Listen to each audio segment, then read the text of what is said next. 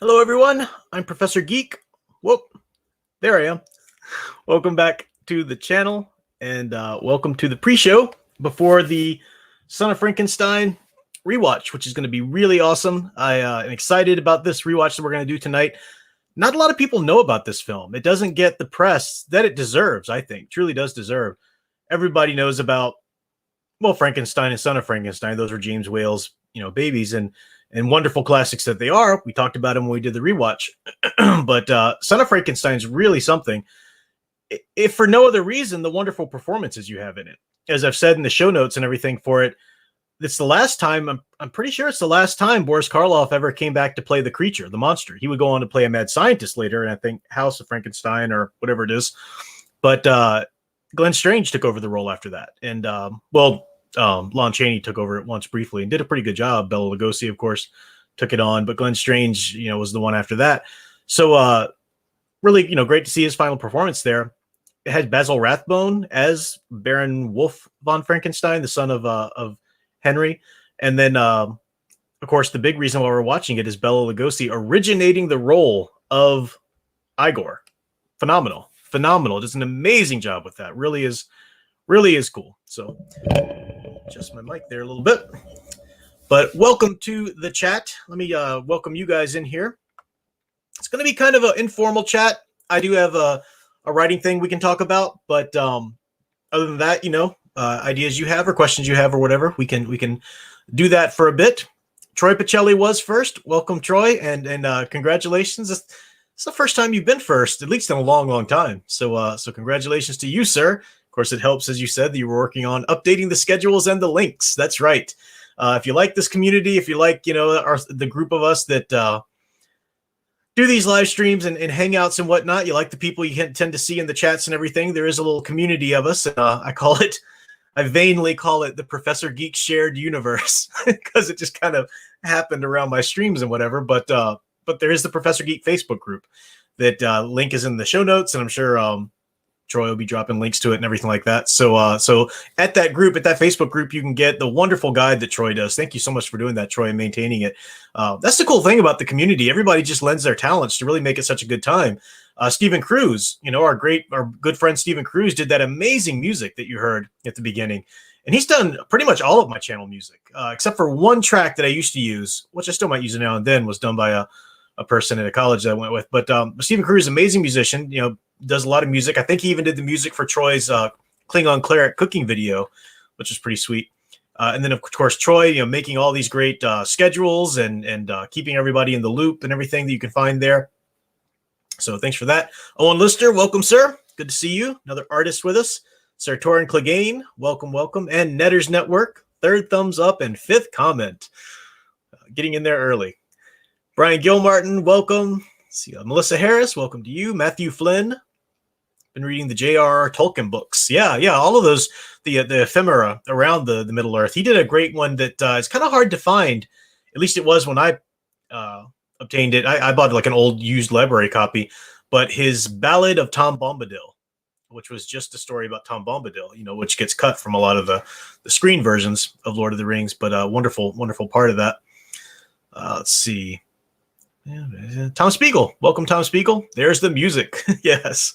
I still think there would be a hip tune to open a movie with. Oh, yeah, especially a horror thriller like Scream. But yeah, he calls it, Stephen Cruz called it Disco Nights or something like that. I guess it's got a little disco theme to it. I see kind of an 80s vibe from it, though. Very new wave 80s, I think he had described it like that once, too. And, I love new wave 80s. That's great stuff. The psychedelic furs and blanking on. I mean, of course, I always talk about Oingo Boingo and stuff. The Church. What's the other band I'm trying to think of? They did. Oh my gosh! Send in the Dancing Horses. Lips Like Sugar. Why can't I think of this band's name? Somebody help me. Why can't I think of the band name? I don't know. Blanking.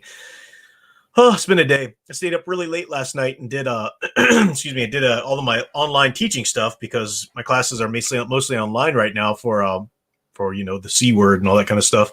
Pandemic, if that is even a watchword.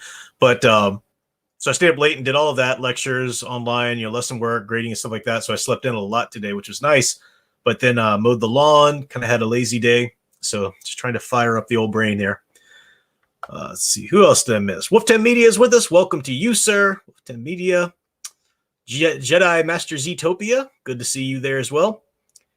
And Casey Scott with his hey. Yes, yes. What else am I missing? Leah Plus Size. Great to see you. Good to see you always. The Cult's good. Shot Down in Flames. Welcome, Shot Down in Flames. The Cult is good. I like their She Sells Sanctuary and Firewoman, but that's not the band I'm talking about. No, Lips Like Sugar and Send in the Dancing Horses was Echo and the Bunnymen. Thank you, Crispy. Thank you. Echo and the Bunnymen. I knew I kept wanting to say Nick Cave, and I'm like, nope, it's not Nick Cave. It's Echo and the Bunnymen. So cool. Thank you. That would have driven me crazy. But yeah, I do love that stuff. I have pretty eclectic music taste. I mean, it's within rock, it's pretty eclectic. I don't have a great knowledge of classical, although I do like some classical. I don't have a great knowledge of jazz, although I like jazz. But within rock, and it's unfortunate that the word rock has kind of come to mean just pop in general, and that's not what I mean. I mean rock, classic rock. Eddie Van Halen's death was so hard to take. That was just a bummer. I usually don't get upset about celebrity deaths unless it's somebody that you can tell had a lot more art to give the world, and their art was desperately needed because of the state of their field or whatever. So like Darwin Cook, man, Darwin Cook hit me hard when he passed away, sadly. If we ever needed somebody, in the comic world right now, it's Darwin Cook and his great, wonderful take and attitude and wonderful work and storytelling. And Eddie Van Halen, I was still pulling for another reunion that would stick this time, of he with Hagar and Michael Anthony on bass and everything. I know he had been doing some stuff with Lee Roth and his son Wolfgang, which was cool, but it just didn't have the magic for me that Hagar, Anthony, and the Van Halens together. That's a magical period. They achieved something that's so cool when you can collaborate as an artist, whether it's musicians, collaborating together, forming a band. I mean, they form a certain chemistry, but also with a writer and an artist, if you're doing comics, or certain directors and actors or writers and whatever, even YouTube collaborators, YouTube collaborators, there are certain streams that, if this person is paired with this person, it's going to be a good time, and it's there's something magic about that chemistry that can happen. And it's just such a shame. I mean, life happens, it's such a shame though, when people, they're on the outs or whatever, or they grow apart and you never get that special chemistry that they had anymore. But yeah. Lister says it would be entertaining to analyze the action genre from the 80s and see what made them so unique and memorable. Yeah, like I said, I would talk to Al about that. That's not really my genre. I mean, I enjoy a couple of films, from that kind of thing, but that's not really my thing. But yeah, that's something. Or do that on your channel. That'd be great. Brian Gil Martin says, I remember when Lenny Kilmister, from Motorhead, passed away years ago. Yeah, I never really got into Motorhead, but I knew he was a big name, and that was a big deal to a lot of people. Yeah, definitely. All right. Make sure I didn't miss anything else here. Sound Engraver just joined us. Good evening, Sound Engraver. Welcome to you as well. Wonderful to have you back last night. Finally have the Monday Night Muse stream back. That was awesome. So good to have you back in the fold from your trip, safe and everything. That was nice. Owen Lister says, I've always been a heavy metal fan. Judas Priest, Metallica, Iron Maiden, Wasp, Anthrax, Motorhead. Out of those bands, I was kind of forced into Metallica. I mean, they're a great band. They really know their stuff. Oh, I had to play in that. I think I've told you guys about that band I was in high school.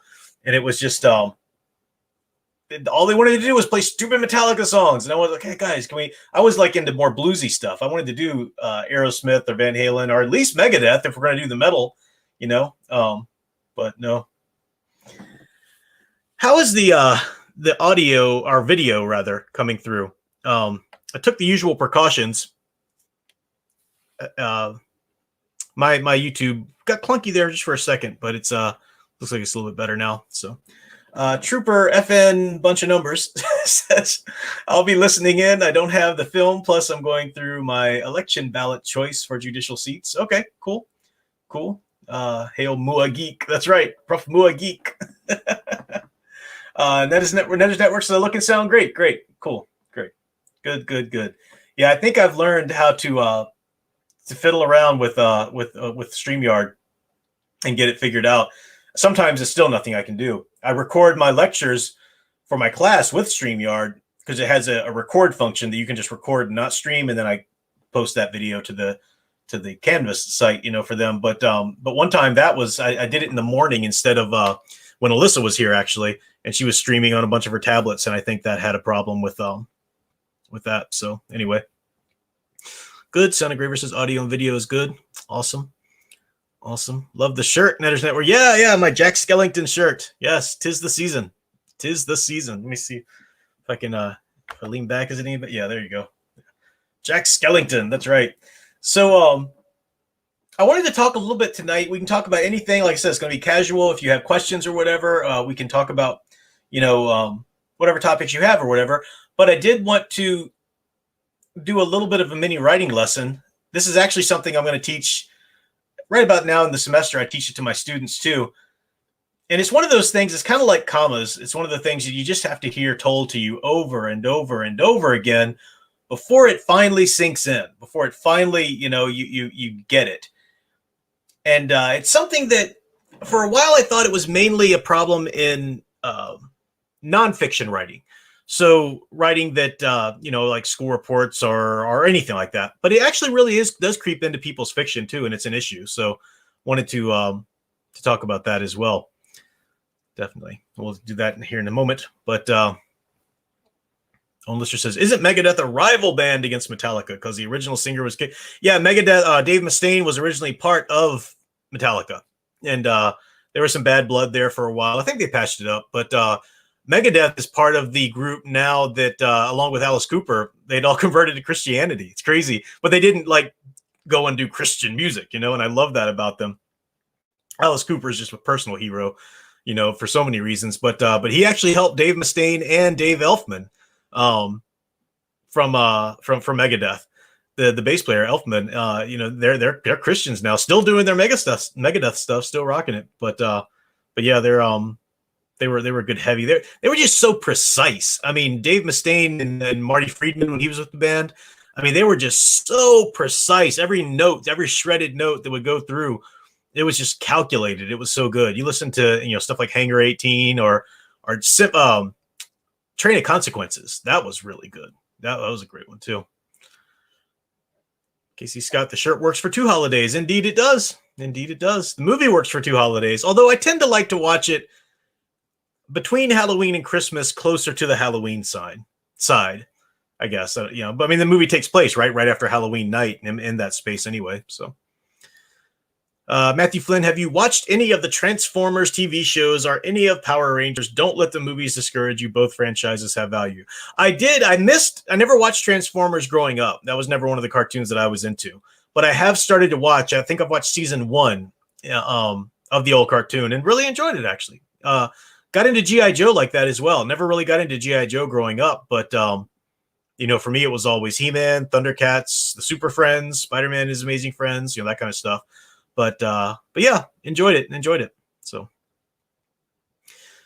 all right. So let's talk about some writing stuff here a little bit.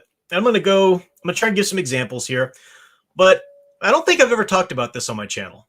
And I want to talk about passive voice, the great evil thing that is passive voice.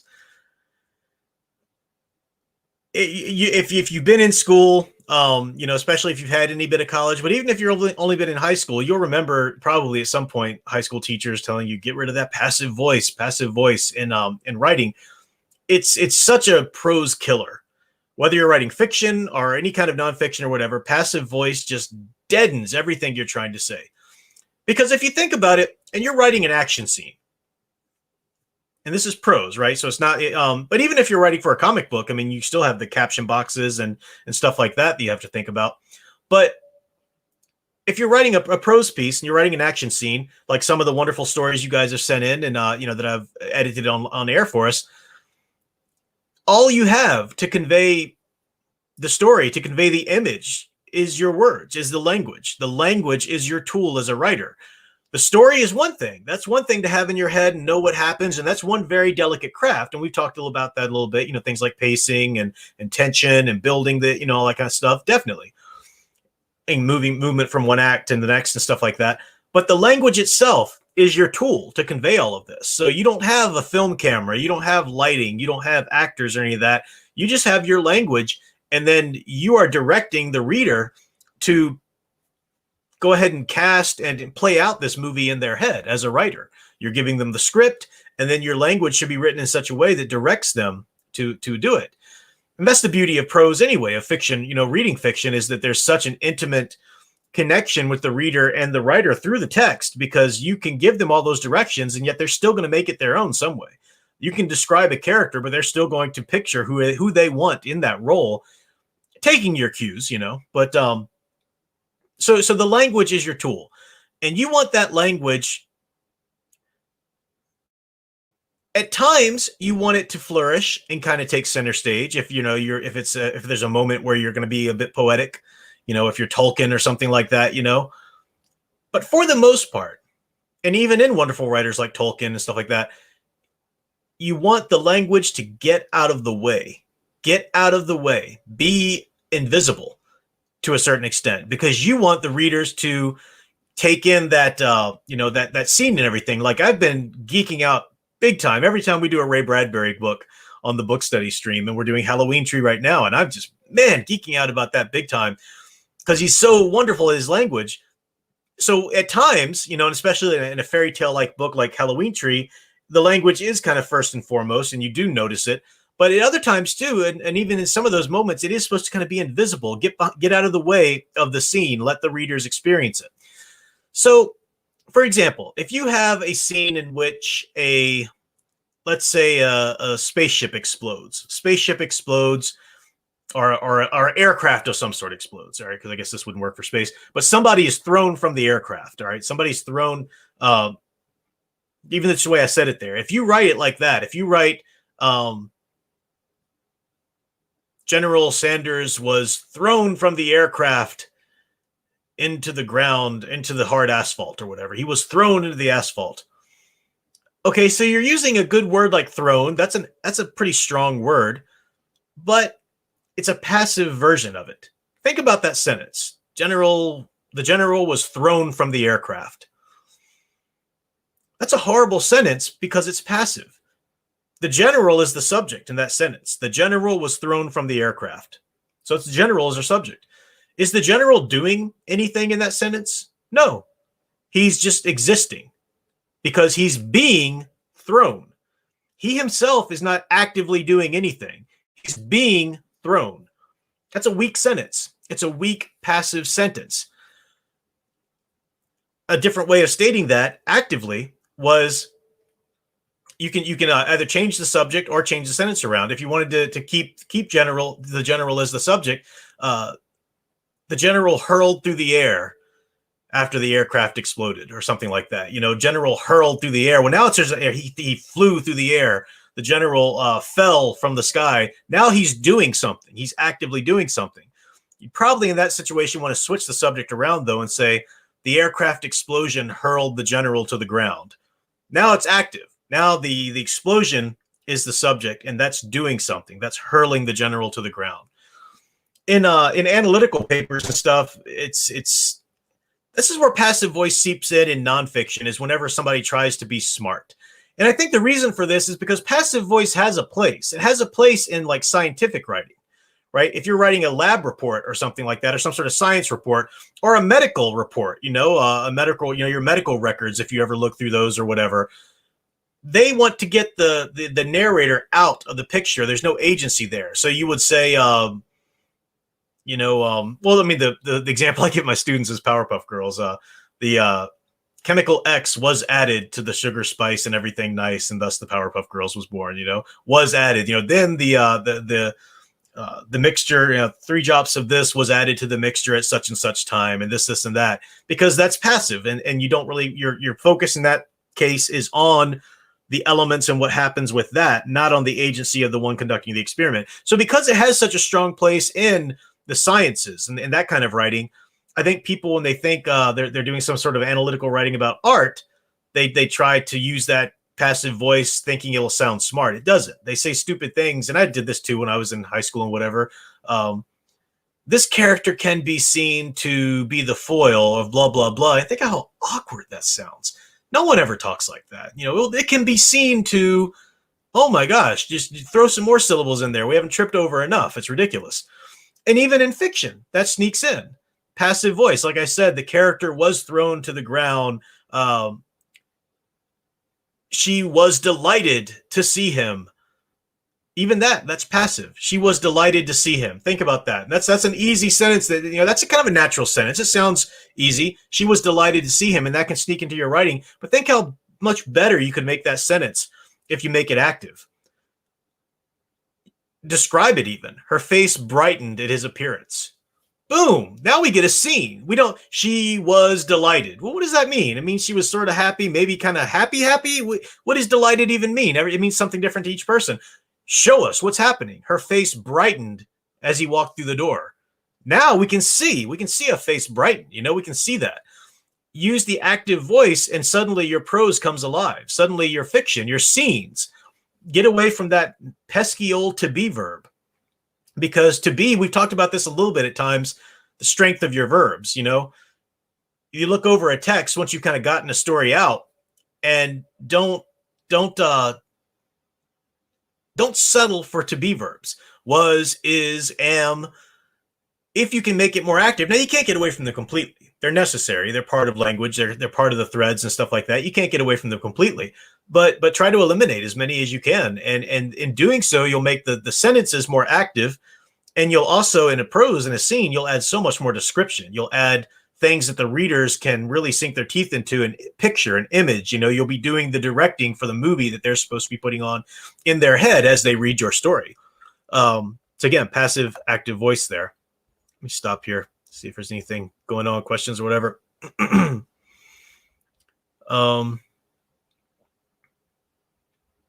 Troy Patelli says, I do not believe that passive voice exists in Klingon.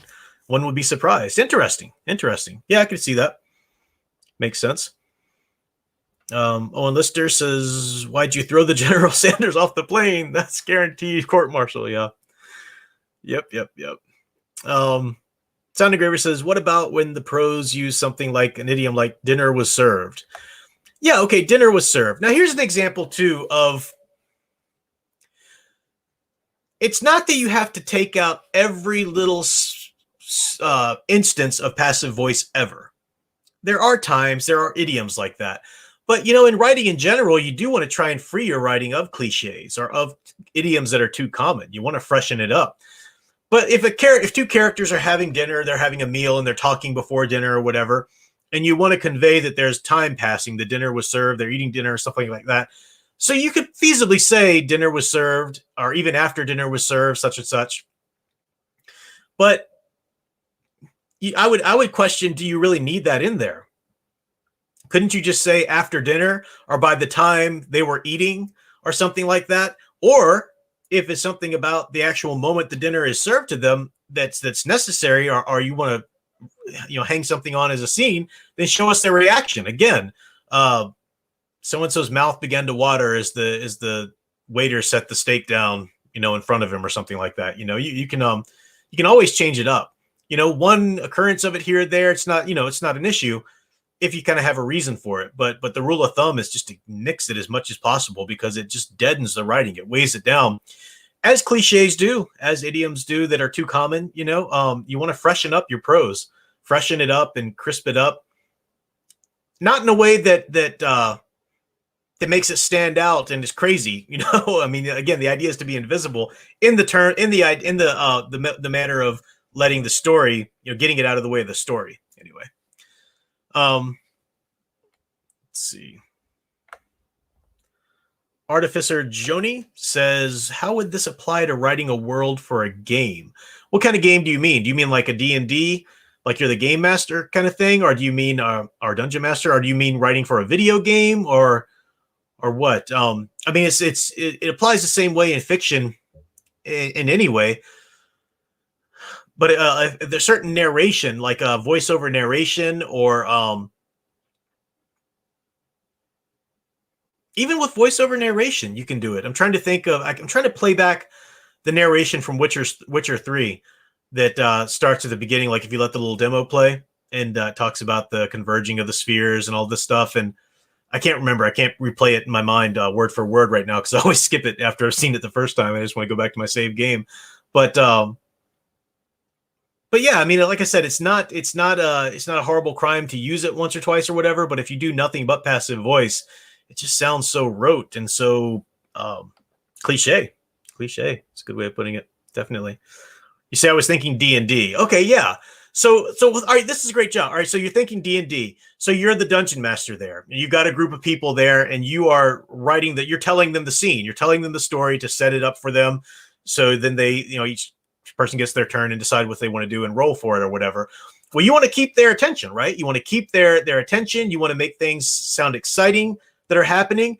And if you just used, passive voice, I'm trying to think of an example like the dungeon was darkened as the fire went out. The barbarian is saddened at the loss of his axe. That kind of stuff. Make that more active. Make that, darkness permeated the dungeon as the last ember of the fire extinguished, and the barbarian cursed himself for forgetting his axe, stuff like that. Yeah, make it active. Get out of that passive stuff, and you'll gain people's attention. A lot of people don't think about the language when they're just writing the story, and that's okay if that's your process. You just need to get the story out first, and then language is going to be something that you're going to do in the revision. But you'd like ideally to get to the point where you're thinking about language even as you're writing. That's pretty key. So, yeah.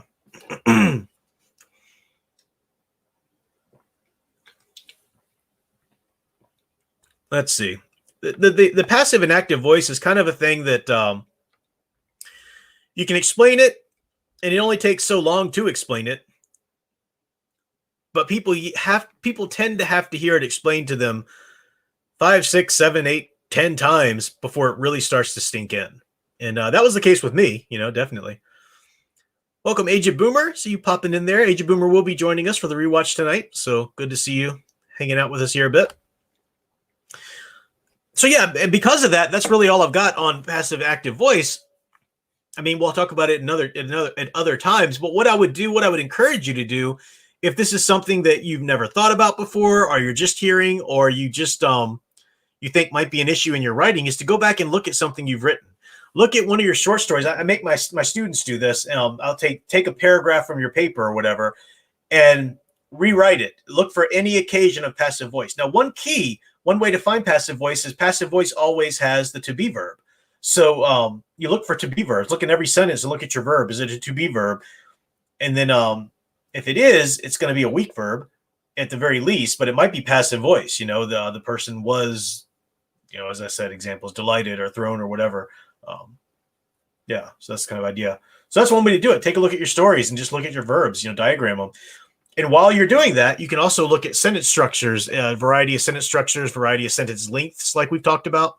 Definitely. So that is all I have on active passive voice, unless anybody has any questions about that. But again, it's pretty straightforward. You hear it. It's just one of those things you have to settle into your writing. It's like commas. It's like using commas.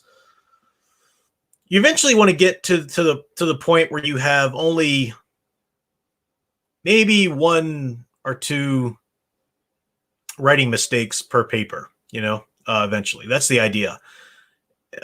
There's always going to be things for you to catch in proofreading. There are going to be typos. There are going to be, there is such a thing as just getting stories out, like I said, and not with your mind fully thinking about all of those little issues, because that's what you come back to it and revise for. That's what the revision process is for. Brian Gilmartin, but to be or not to be, is that the question? Well, Tim Media, did you see my recent art I posted in the group? I did say that before I jumped on the Frankenstein's Bride or Bride of Frankenstein thing. Yeah, I saw that. again, you got, I'm not into the furry thing, but you got the proportions and I mean, there's an audience for that out there. Now you guys can help me out a little bit, because all I know when I hear the word furry, all I know about that is fetish, like it's like the sick fetish stuff. Is there a like, is there a field? Is there an audience that doesn't do the fetish thing, that just likes, for some reason, furry characters or something, as opposed to human characters or something? I don't know. It's very new to me. It's very new to me. I only know about it as the fetishized thing. Not something I'm into, but the art was very well proportioned, good, well executed there. Sartorian Clegane, you mentioned that the Blue Wonder, yes, had white hair. Is that the product of him being around for several years, or is it his natural hair color? Yes, it is his natural hair color. Yeah, natural white hair color has to do with his origin and stuff like that, which we'll get into. Like I said, I've been working on other short stories. For the Blue Wonder, the idea is to put together a compilation of short stories, which are all very much like the story I read you, in which it's somebody else's story, and the Blue Wonder shows up to aid them along in it or save them or whatever. That's the idea. Kind of like an angelic, being coming in, but a superhero, and is a Superman sort of idea analog, showing what the inspiration of Superman should be and everything like that. But I did recently I stumbled across some files that I thought had been lost forever. I was so excited to find these. The Fall of Mithridates, that sword and sorcery story I'd said I've been going to. At one time, I had written almost a novel's worth of the story, and I lost the files. And I've always had sort of the core of the like a novella version of the core of the story. And I still had that, and I thought, well, I guess I'll just have to work from that again at some point. But I recently found all the old files. Now it has to be gone over and rewritten and revised quite a bit. It's not like it's just all ready. But I was really excited to find that. So many different chapters and so many different places I was taking that story and everything like that. So that's cool. So I need to kind of decide on what I'm going to work on first, whether I'm going to, I don't know. I'm going to go through the files, and that or the Blue Wonder. Sadly, I'm nowhere near as disciplined as Sound Engraver talks about when she's doing her Monday Night Muses, and how you must, be disciplined for this story or that story. You just need to finish it. This is that. She's absolutely right. You do, but I can't. A part of it too is like, if I had no child, if I didn't have Alyssa, and I didn't stream so much and stuff like that. Well, streaming is not some of the problem, but I am looking forward, after I cut back on streaming in November a bit. I'll have some more time to work on more things, as well as bring up my Catholic Bible Geek channel, which I'm pretty excited about as well. Let's see here. Where did I leave off with the comments there? That's Owen Lister says, ever consider doing a rewatch of The Witches? Recently watched it on Netflix for the first time and found it enjoyable. Yeah, that was the one with Angelica Houston, right? The blanking on so many names tonight. The short story by the guy who wrote Charlie and the Chocolate Factory. Blanking on so many names. Anyway, that guy.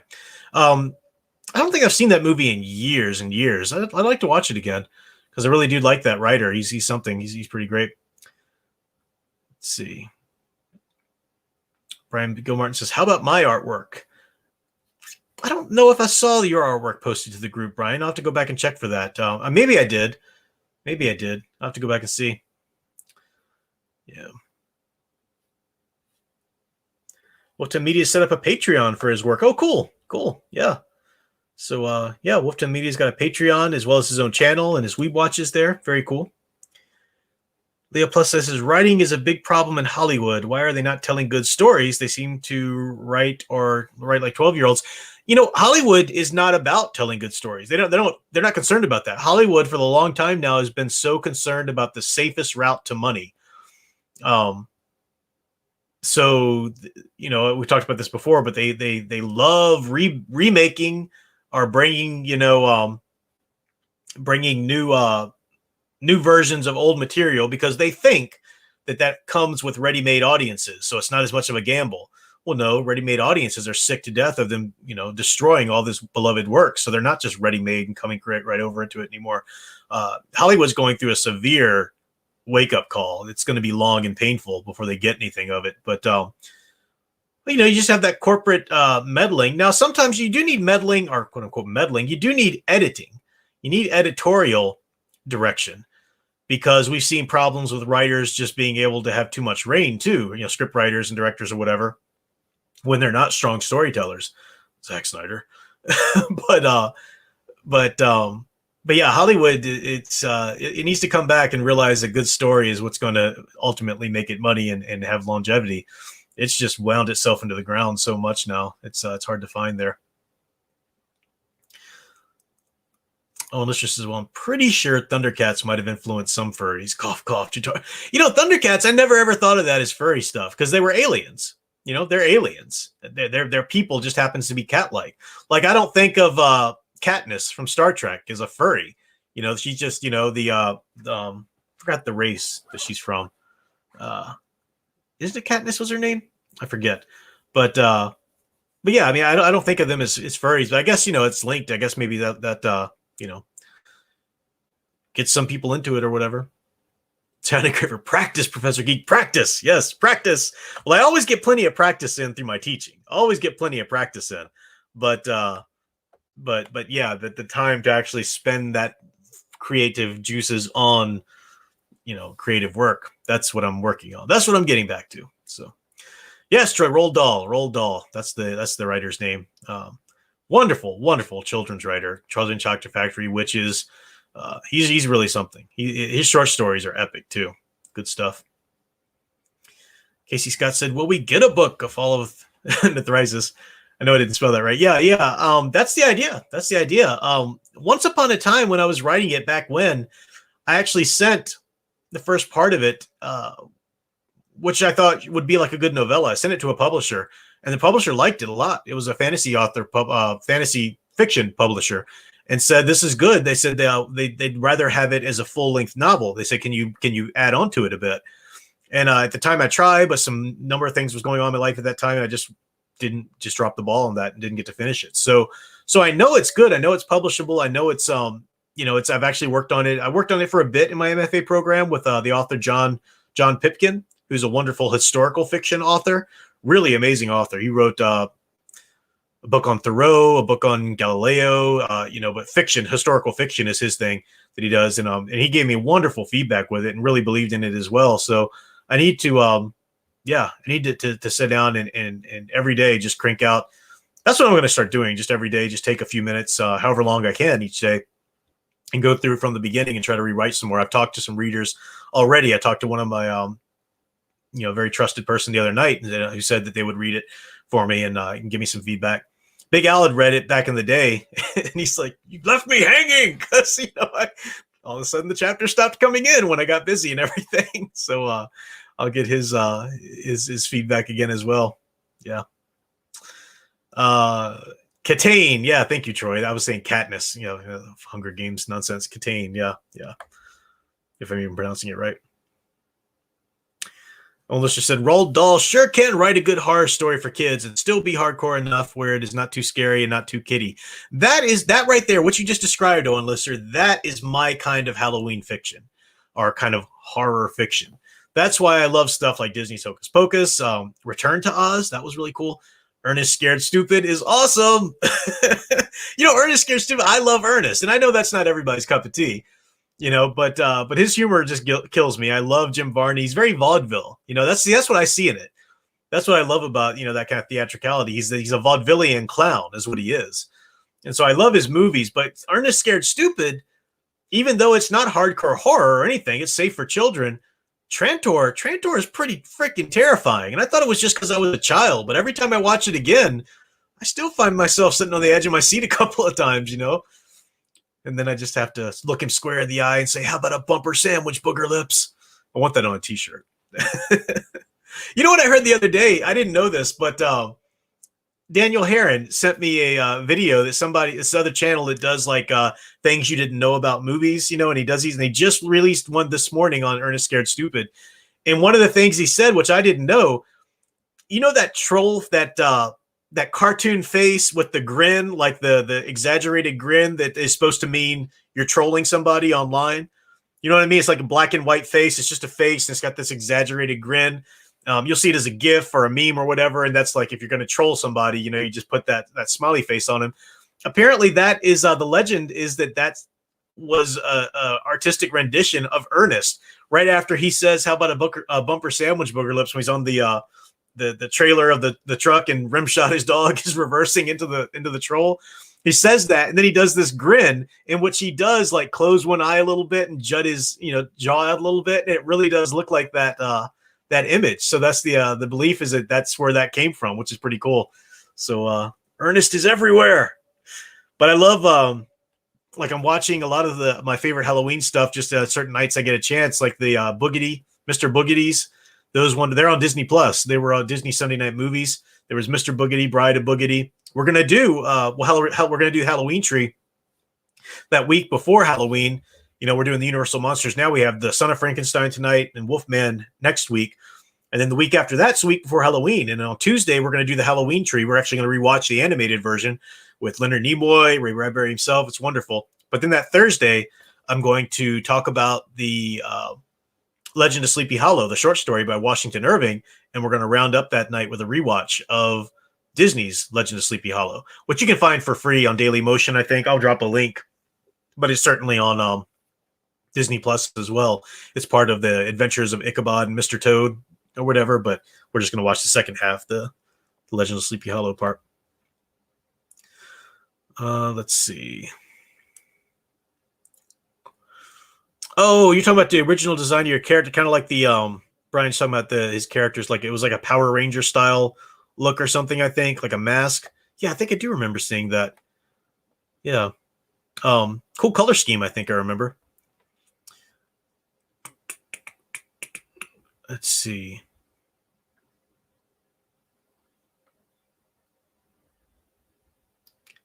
Age of Boomer says, I am guilty of writing in the passive voice from time to time. Yeah. Yeah, it happens. I mean, it creeps into everybody's writing. It's just one of those things, like a good variety of sentence structures, you know, complex, simple, compound, and so forth, and like a good variety of sentence lengths, you know. It's just things to look for in revision. Definitely. Yeah, Ernest started the troll face, definitely. Roald Dahl, Troy says, wrote some of my favorite children's stories, but he also wrote some very adult stories. You do not want to know what. Okay. I didn't know that. I didn't know that about Roald Dahl. I knew he wrote wonderful. I never read anything adult by him. I didn't know that. Tom Spiegel says, I thought the only people who knew of Mr. Boogedy were me and a few people in the comments on one YouTube video. Oh no, I used to love that. They played it a couple of years in a row. And then when Bride of Boogedy came out, I was so excited about that. The Disney Sunday Night Movie, that was always such a bittersweet time because it was the last hurrah of the weekend, but I knew I had to go to sleep after that and wake up and do school all 5 days. I hated school as a child. Hated it. Utterly hated it. Probably because I was going to government-sanctioned programming public school, which is just awful. But once I started going to college and I was able to think for myself, didn't even go to college right away. There were years. I didn't start going to college till I was like 22. But yeah, once I was like taking control of my own education, then I loved it. But Matthew Flynn says, I've been working on a fantasy novel, but I don't know if I should be concerned about my story being across a trilogy like Lord of the Rings. Don't worry about that right now. Get the story out first. Maybe at some point in the story or at the writing of it, you'll think about possible branching off or whatever. You know, then you can do that. But if you're working on it now, then just get that story out. And if it's a standalone, it's a standalone. You know, that's perfectly fine too. Checking the time. Okay, we're good. Let's see. Jump the chat a little bit here. Nope, I'm going the wrong way. That's why. Yeah, the Disney version of Sleepy Hollow is great. It's pretty true to the source material. I think I mentioned before that when I teach my American Ghost Stories class, we start, I think, even with Legend of Sleepy Hollow, because we go from sort of like a survey of American lit, and we do a Hawthorne story too, but the Scarecrow. I forget what it's called because there's a play that was based off of it called The Scarecrow, but Hawthorne story was, I forget what it was called. But yeah, we do that. We do a bunch of things, and but yeah, I'll even show Tim Burton's Legend of Sleepy Hollow, which is kind of Tim Burton's satirical movie about horror, but it's good. It's good. And it makes changes, but it's fun. It's a fun, didn't they do what was it? Wasn't Jeff Goldblum in like some made for TV version of Sleepy Hollow once? I think you can maybe even find it online. I remember there was a Rumpelstiltskin, not Rumpelstiltskin, Rip Van Winkle, Hawthorne story with that too. I forget some of the aspects about it, but yeah. Leah Plus Size says, I think the normies and perhaps Hollywood have no respect for a writer's work when they adapt a book to a movie or TV show, like what Amazon is doing with Lord of the Rings. Yeah, that's the thing. They they don't know what they're doing. They don't. They're throwing anything at the wall right now. They're desperate. They're desperately trying to get audiences back, and they lost their control with the whole quarantining and stuff like that. They lost their control because people suddenly, it was kind of like being addicted. I think that's what it was for a lot of people. Because the zombies that you talk to, I mean, you know them on YouTube from the comment section, like, well, I mean, I'm gonna see it. I know it's probably this and that, but I gotta see it. They just gotta be in the know. They've got to go see it. They've got to. They're addicted. They've got to know what they're complaining about on Twitter.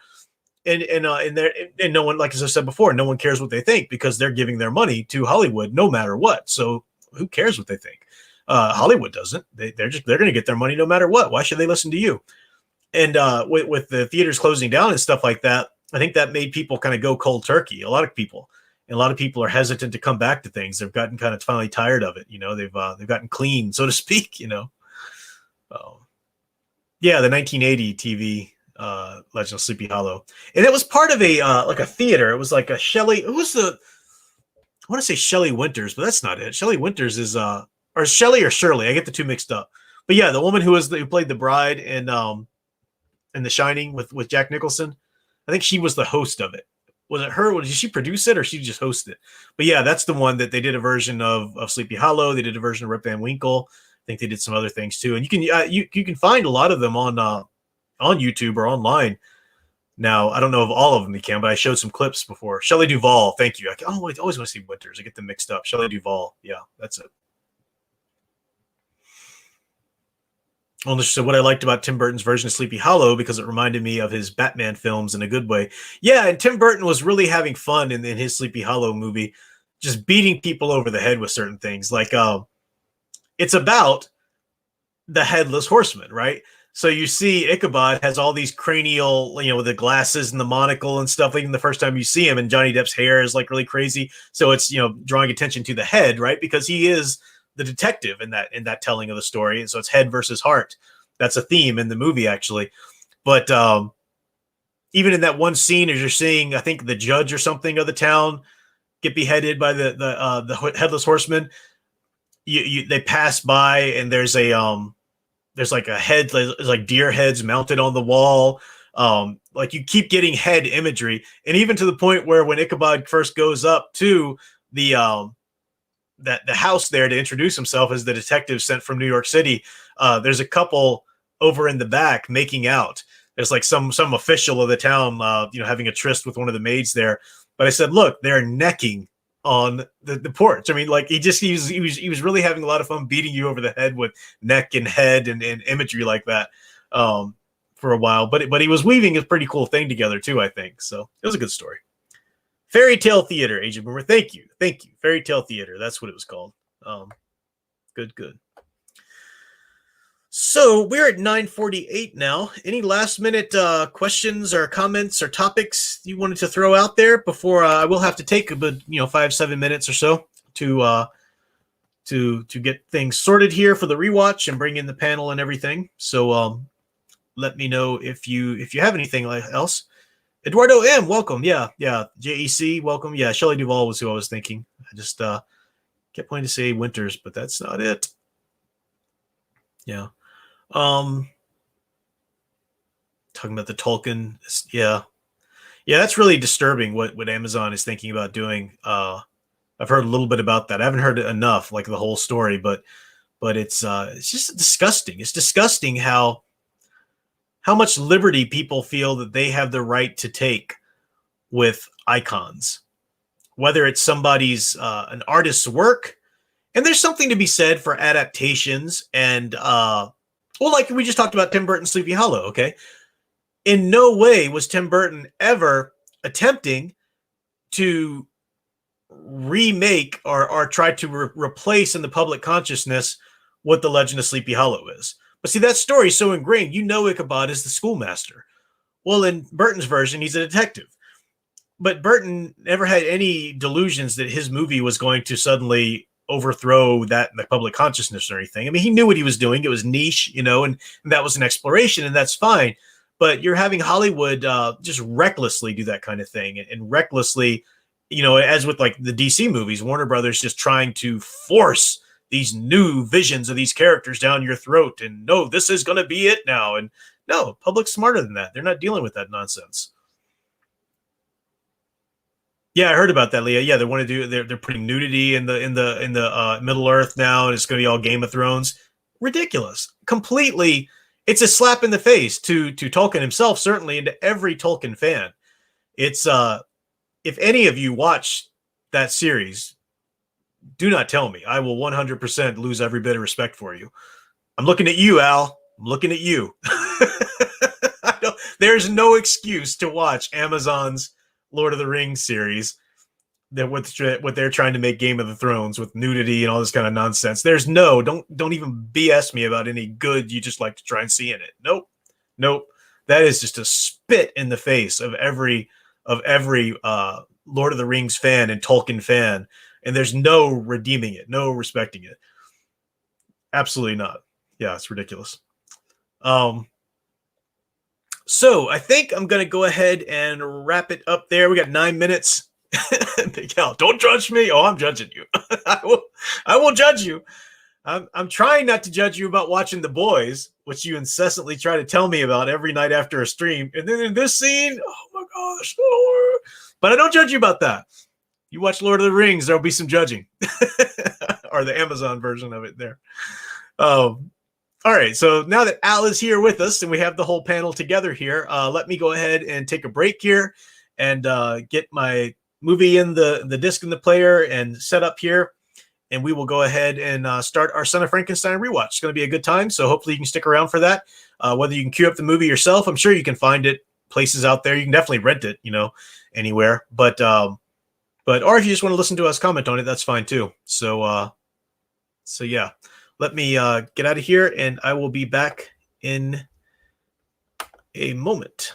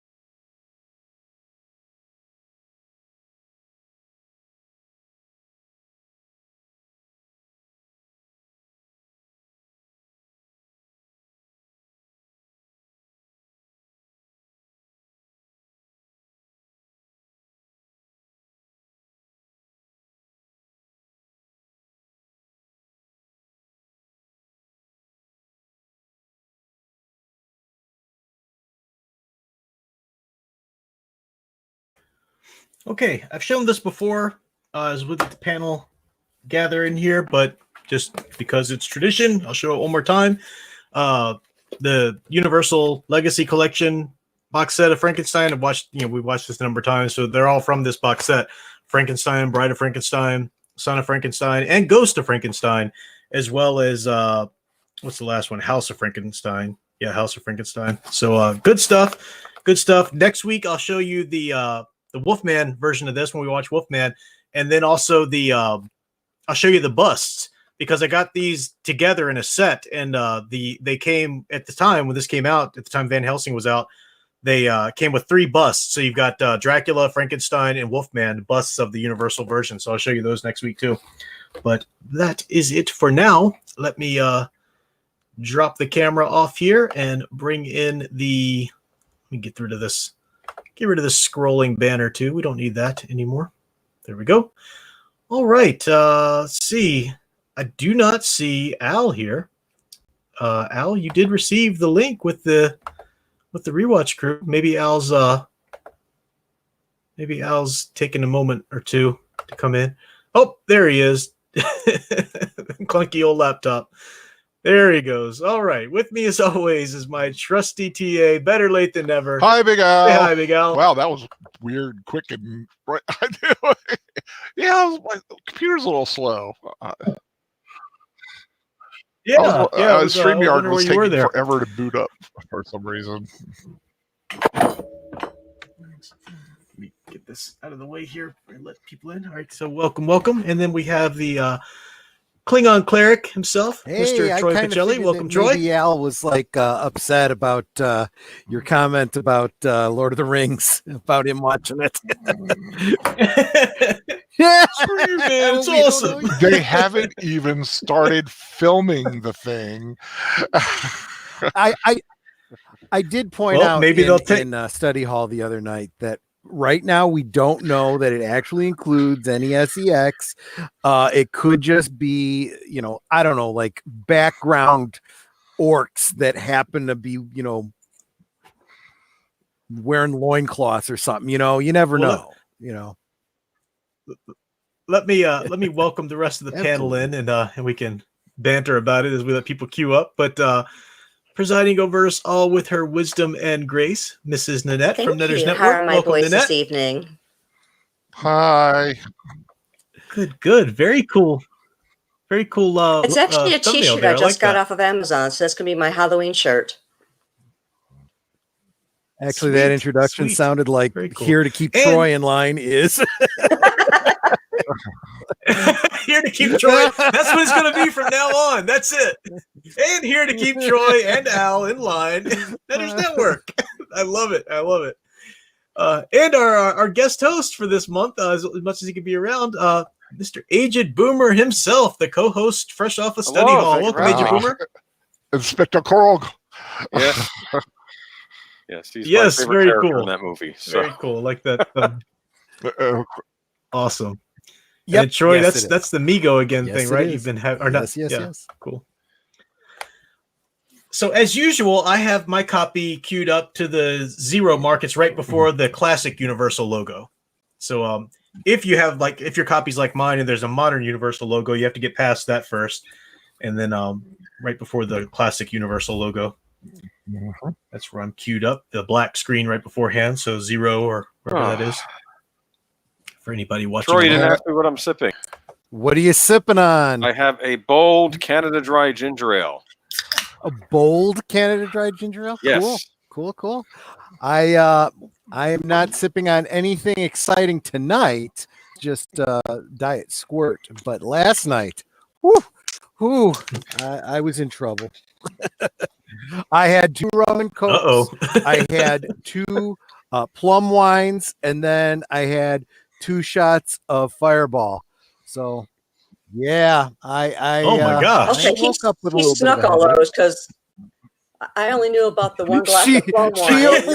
She only knew about half of those.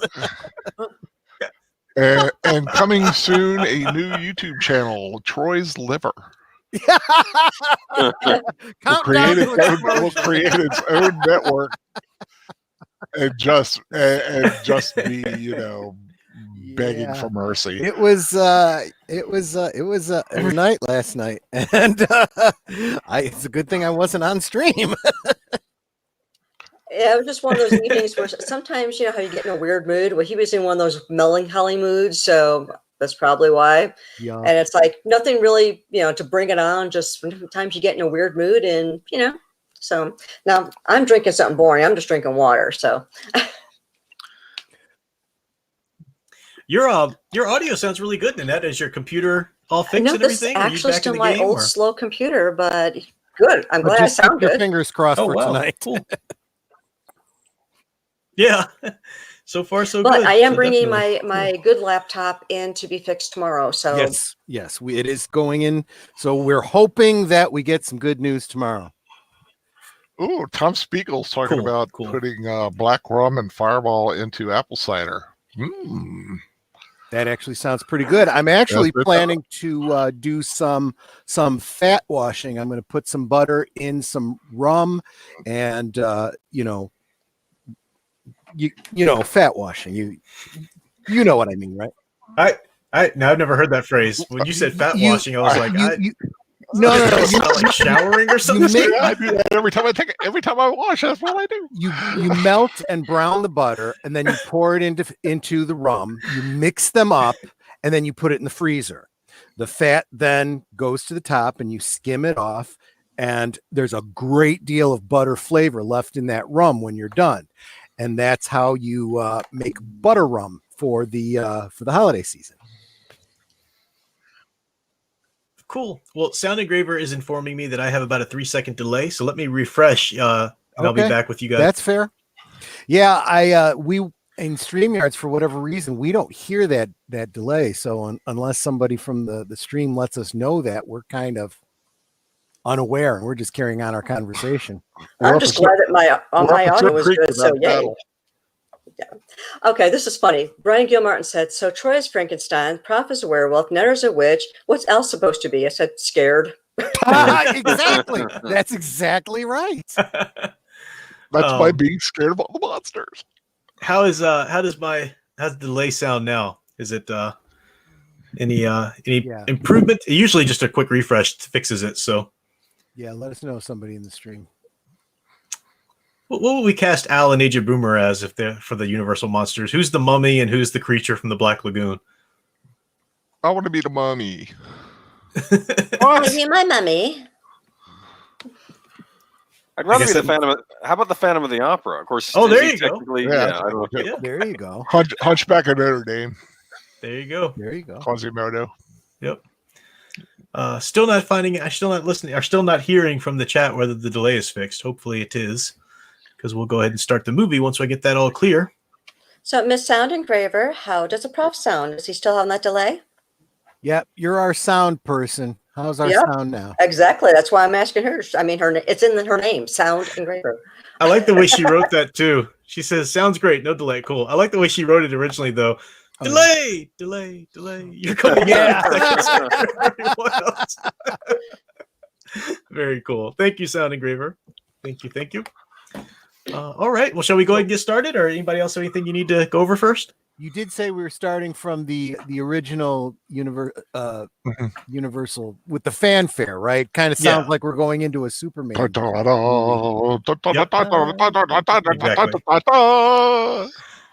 the cool little circular motion. Yeah. Okay, I'm in the black screen right before that. So I do miss the airplane though.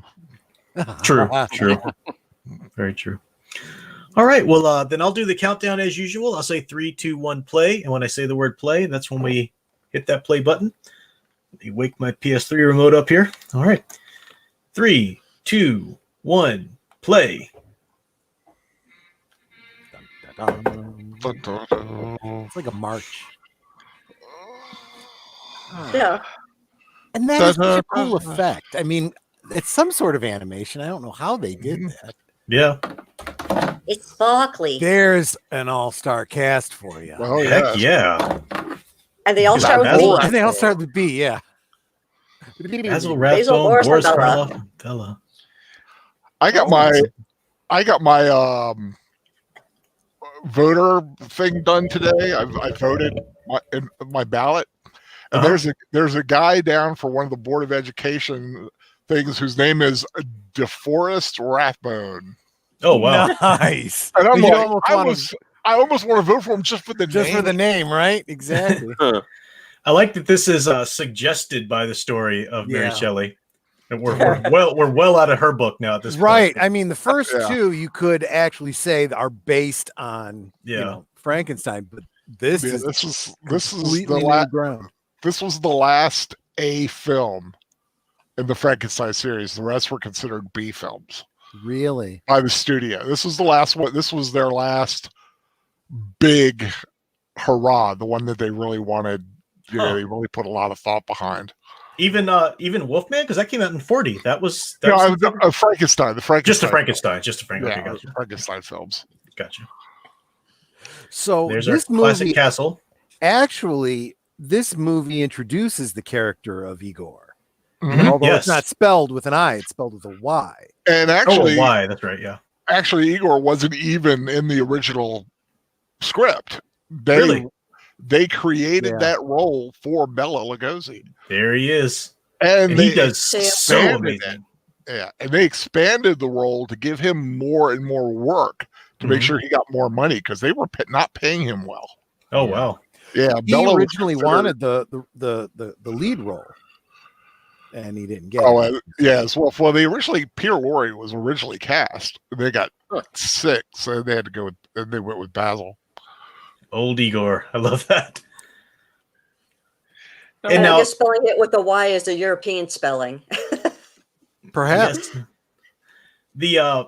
So modern day, when you hear Igor or like with Young Frankenstein and stuff like that, they're basically conflating Igor with Fritz, the first lackey. But Igor, the character and the wonderful character that he is all here. Now, what was Basil Rathbone known at this time for playing Sherlock Holmes? Was this around that time?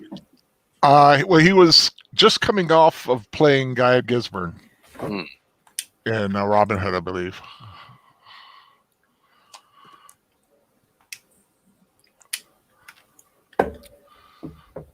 Yeah, I'm not sure when the Sherlock films were done. So we're getting this really great exposition. So the castle has been vacant for so long, and they're passing it to Henry Frankenstein's son. But Igor has been there the whole time, or that's where he's taken up residence. And the great Lionel Atwill. Do the dusting.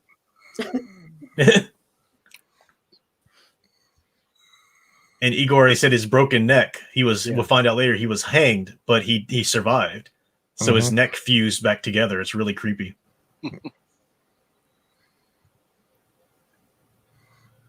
Right. So this is what I was alluding to previously. The fact that starting with this film, in the lore, we're basically dealing with a completely different character after this. The creature that we knew from the first two movies basically goes away in this movie. And someone else entirely.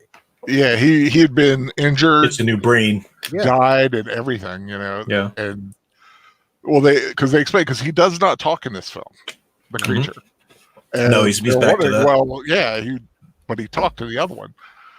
And sadly, this is the film that kind of took Frankenstein's monster from the more tragic figure into just the mindless killing machine. But Boris there's still some really great emotional moments he brings to the character. Of course, in fairness, again, like I said, it's not really the same character after this movie. It's basically different brain. Yeah. It's basically Igor. It is tragic though if you look at these three movies like a trilogy of the character of the creature. Because you see him coming into being, all the suffering he had to do, then the arc that he takes through the bride, and now this is just sort of the husk left of him that devolves into being a creature, a monster, and it's really pretty tragic and pathos ridden. It looks like we did lose Netter. Netter. I guess I just noticed Netter was gone. I'll watch backstage Watch backstage, exactly. So this Frankenstein's name is what? Wolf? Wolf. Yeah. Yep. Yeah. He's the son of Henry. Right. And Elizabeth. And I like that he just kind of blamed it on Fritz. He said it's all Fritz's fault. He put the brain of a murderer instead of the good brain into it. So we're setting it up right there in the themes of the movie already. It's all the helper's fault. Of course, Igor is the new stand-in helper now. So it's a little bit of foreshadowing. Of course, he's got and the town in this is called Frankenstein. What'd you say, Agent Boomer? I was just saying the town is ready to meet him, which in the pouring rain.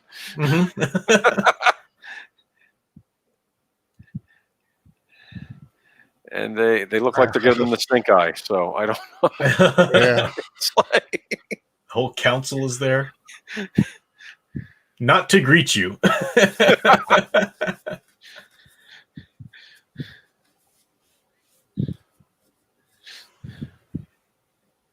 It's been a while since I've seen this one. Me too. I like Basil Rathbone. He had this great air about him.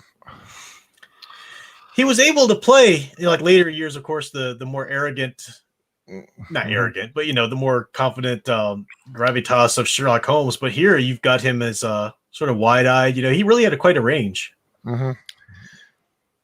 He was in that one Poe anthology, Tales of Terror, right, Al? I think. Yes. Yeah, I think so. Yeah.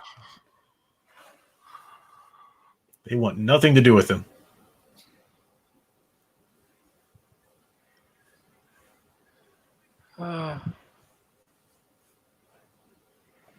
So if he's the son of Frankenstein, that means his son is the grandson of Frankenstein. And it's we talk a lot about setting and like what kind of year and this and that, but it's the only difference in styles in this movie is just the difference in the few years from late 30s from early 30s between the movies being created, so again, it's that uncanny kind of that fictional space-time universe. Yeah. Well, it's plausible too. If the original Frankenstein took place in say 1900, and this is say 1930, it's entirely possible. It's plausible that he's about 30 years old, maybe a little older. Because we didn't see any vehicles in the first one. That's true. Yeah, I don't believe so. No. Yeah. Love that set. Look at that. The staircase with the very German expressionism. Yeah, those angles are fantastic. Yeah. Twisted. I love it. But very bare, Yeah. Which also lends itself to the setting. I mean, no one's lived there for how long, they said?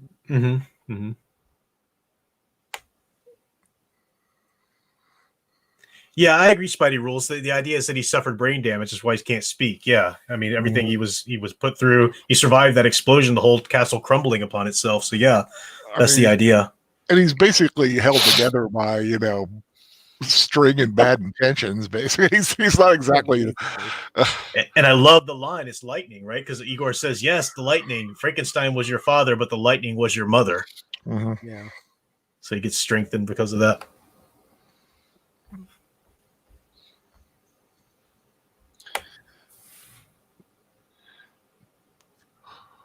The lovely Josephine Hutchison. So she's a great. She fits that role of the bride, the pure bride, just like for Henry. I'm sorry, Agent, would you say something? I was just saying he's very excited to be here, but she seems more ill at ease, I think. Yeah. But that's the obvious. Well, I think I would be too after knowing the family history. I think I'd just be a little concerned about my son going up those stairs. For a child, anyway. I like the little shadows. stairs, and there's that long stretch of flat, and then there's the stairs again. They're winding up and up, and the shadows they cast. It's so wonderful. That angle, that low angle too, to see that.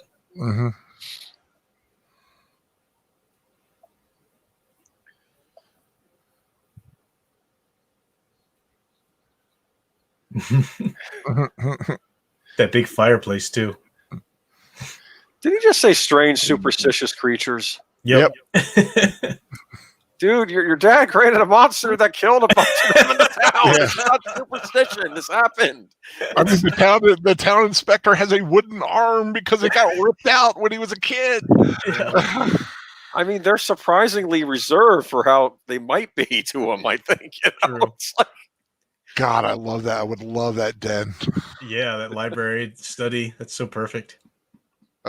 I like the lightning in the window. Mm-hmm.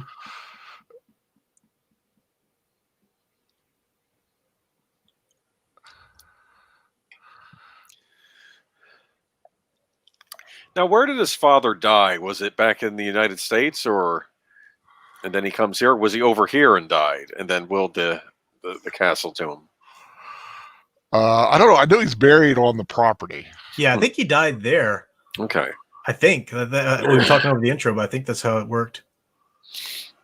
That's right, because he wasn't killed by the creature or anything. Mm-hmm. The creature lets him Yep. live at the end. Melissa Harris is pointing out that the creature, that's why we say that this is the last film with this creature, because when he gets a new brain, that's how the stories work. It becomes a new being pretty much. So that, in fact, Igor is also in Ghost of Frankenstein. And in the end of Ghost of Frankenstein, Igor's brain is placed into the monster. That's why the next time we see the monster in Wolfman Meets Frankenstein, Bela Lugosi plays the creature. Right. Mm-hmm. But yeah, this is the farewell for Karloff as the creature, at least in the films. He did don the makeup a few more times, but Wait, you mentioned one time there was a television show or something? yeah, Sunset Strip, something like Okay. that. One of those, a '60s show, and he also did a charity baseball event. He showed up in full costume because Jack Pierce was the coach of his son's baseball team. Huh. And Jack Pierce gets no on-screen credit in this film. Really? I mean, because not only did he create the monster, but he created, Igor's look too. Yeah. I keep wondering if audiences screamed when they saw Igor in the window back in the day. Oh, yeah. I don't know. But what a great character intro, because they've called him a crazy old Igor with his broken neck, and all we've seen him is just peeking in to the main story thus far. He's been on the outskirts peeking in, no real agency or anything yet. But we're curious about him. And of course, little Donnie Dunnigan playing Peter there, the son, was also Bambi, did the voice of Bambi. Oh, okay.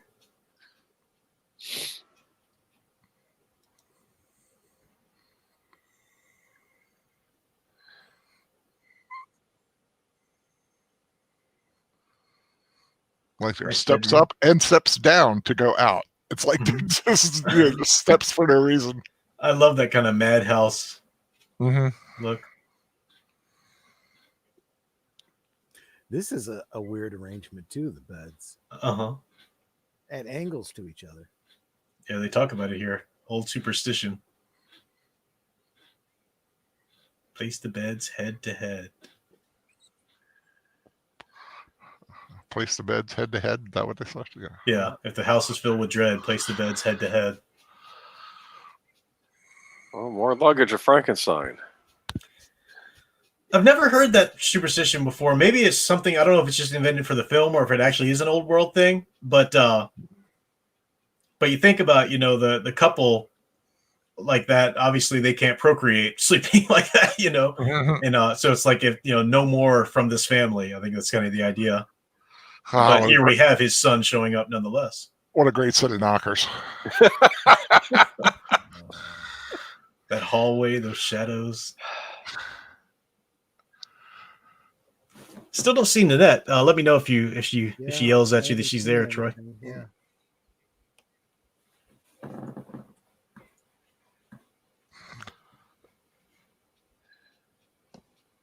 Of course, the inspector, who was so marvelously parodied by Kenneth Mars in Young Frankenstein. That's right. Yeah.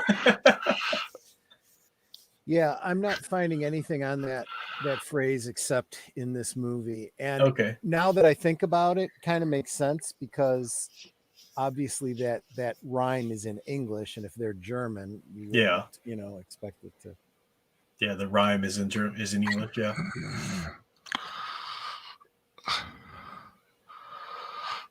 This may sound insensitive, but I kept wondering if he had multiple arms back at his house and he puts on a different one depending on the day or the outfit. I don't know. This is my going to church arm. I would not be too concerned about insensitivity because the whole thing is played off as a bit of a joke. Uh-huh. I mean, that's why when we see them parody it in Young Frankenstein, it's like, well, you're kind of treading ground they already covered in the original movie. Yeah. Mm-hmm. Might change your name, but you can't erase the brand. And I mean, that's true to it because as we see, he's such a different person and he just wants to be friends, but the madness will overcome him.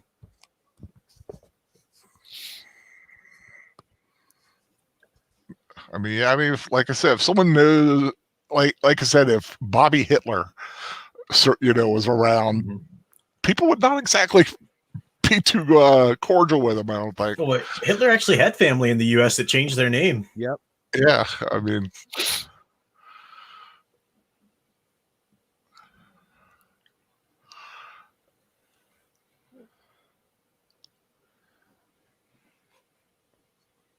It's a nice fireplace.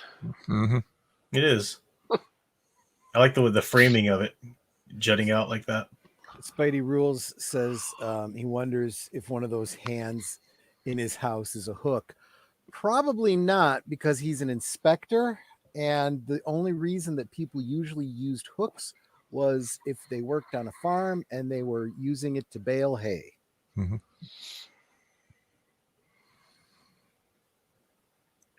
Here we have the story, the inspector.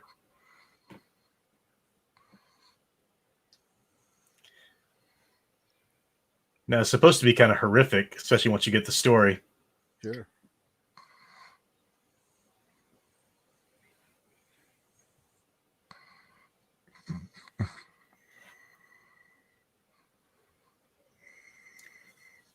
And this is something that's also consistent throughout all the movies. Frankenstein's a child himself, of course. The creature, anyway. He's a child himself because he was just created. And as soon as he kills the little girl, accidentally, of course, then suddenly that's what brings the mob after him. Yeah. And then it's the parents of that child still that are still after him in the beginning of the next film. And now we have something he did to the little boy. So I guess we have to assume that this was a scene that was, like on the chopping room floor or something. Mm-hmm. Something that happened in between other scenes that. That scene. Yeah, kind of created out of the ether for this character. Yeah.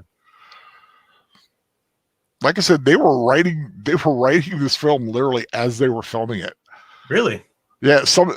They would literally get dialogue as they were filming. Mm-hmm. Oh, Nanette is in the green room. And now she's with us again. Welcome back, Nanette. Thank you. Yeah, it was weird. StreamYard went white screen on me and then froze up and I couldn't do anything. So I had to restart my computer. Yeah. No problem. So much for crossing our fingers. That's okay. We'll take the computer in to be fixed tomorrow. Oh, Spidey Rules has a comment. When the music because spikes, of that, I need a. One of you should go. So I was just going to ask for time. Go ahead. Go. Oh, a timestamp. She'll need a timestamp. Oh, good point.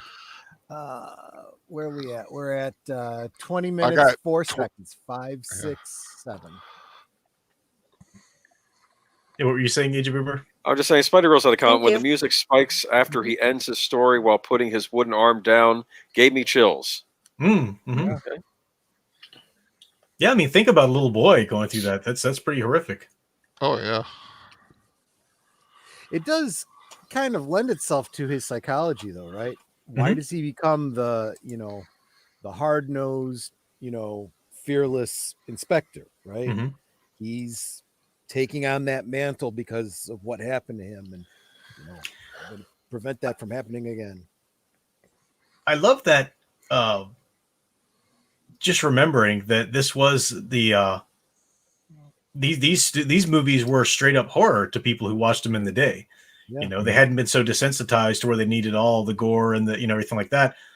And I love reading. Like, I'm reading a book by Ray Bradbury now called "A Graveyard for Lunatics," a novel about this screenwriter that grows up with these movies. So he's like in the 50s, around the time that the book takes place. But how Kong and Frankenstein, these are terrified him as a child and inspired him to to do such. And that was really the case. I mean, so many people working in the horror industry today, for example, are somewhat earlier, grew up with these movies. And well, one of the and this comes up so often when you talk about writing, and I tend to think along these lines too.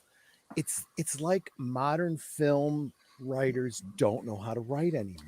There is no elegance, there is no nuance. There's just overtly hitting the audience over the head with stuff. Yeah. I remember in Batman 89, that line when they're looking at the newspaper, and he goes, "Man, what does something like that do to a kid?" And I remember just getting chills from that. That says so much. I mean, you get so much of his origin just from that one line, right? Yeah. You didn't need a whole origin movie for it. And look at how this is set up. We hear about what happened, the horrific thing happened to the inspector as a child. And now we've got Frankenstein's son here, or, Peter and Igor staring in on him. So they know what they're doing. They're setting up the tension. Not that big. I would love to have a big window like that during a storm like that. That dining room. It's kind of neat. Yeah. It's like an auditorium with one table in the middle of it. I just realized, though, what we're seeing with these sets. They literally are sets on a soundstage.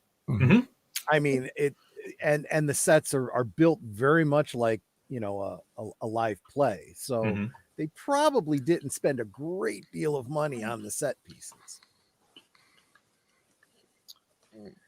But the pieces they got are impressive. Right? But, I can see a dance sequence coming through here, Right. Exactly. Oh, yeah. Yeah, I was even thinking they could take this old building and turn it into a video arcade or a bookstore maybe someday. Well, I think that's the idea here, is that it's so empty. This is the castle. This is all of their, his heritage. As of right now, it's very empty because he hasn't really fully embodied it yet. As we'll see him when the madness takes him in a bit, and I like, well, Daddy, what's that? That's a boar. Oh, like Aunt Fanny. Spidey Rolls I think has noticed the similarity in hair between Peter and Gene Wilder. Oh, curly hair. Tom Spiegel. Yeah, I noticed that. Troy's volume is really low. I don't know if you have a mic turned down, Troy, or I'm sorry, I might have done. Let me check. Is that any better? Yep, that's better. Okay. I think it was just mic placement. Now, this is the wreckage of the castle from the previous movie, right? Bride of Frankenstein? Yeah. The lab, yeah. It all crumbled in upon itself. Oh, that's what happens when you do the mash. You do the monster mash. Sorry. Someone had to at some point. No, they didn't. Says the guy that always goes for the bad joke. I got a wonderful album that has that on it. Has the Flying Purple People Eater song. Oh yeah. I think I know the album you mean. Purple People Eater. The Blob, all those great ones. I love this. That's my Halloween playlist. All right.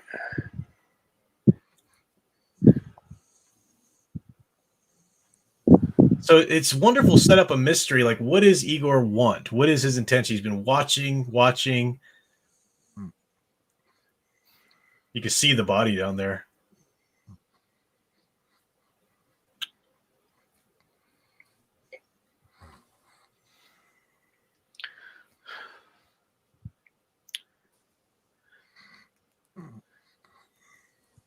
There's the boulder.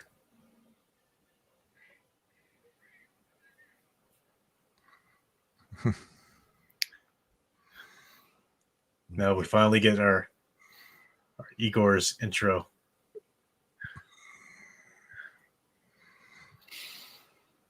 I get to hear him speak, and it's such a good portrayal.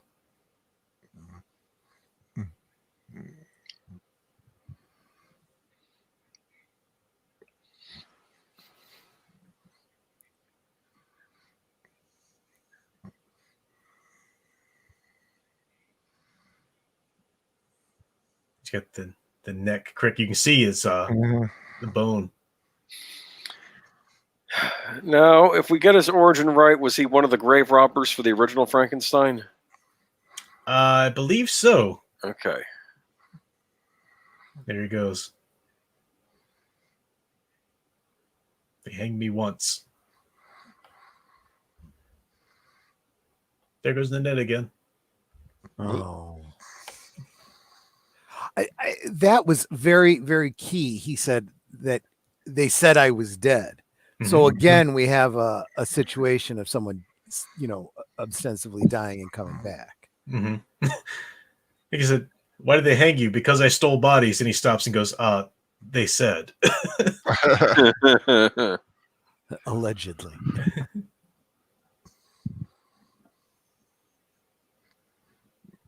They said. Yeah. But what an origin for a character to cast aside, thought dead, but survives. The neck healing up all gross like that.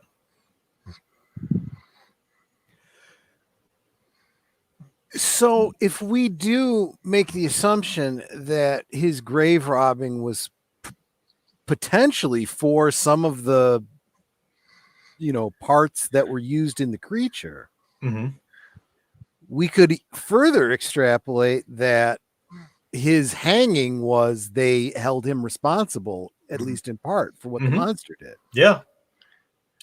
Which makes his interest in the Son of Frankenstein, obviously, and in the creature eventually justifiable or understandable. That is a heavy door. He's very strong. That's one of the things you find out about Igor is his. Well, he was a blacksmith. He was a blacksmith, and blacksmiths are notoriously strong.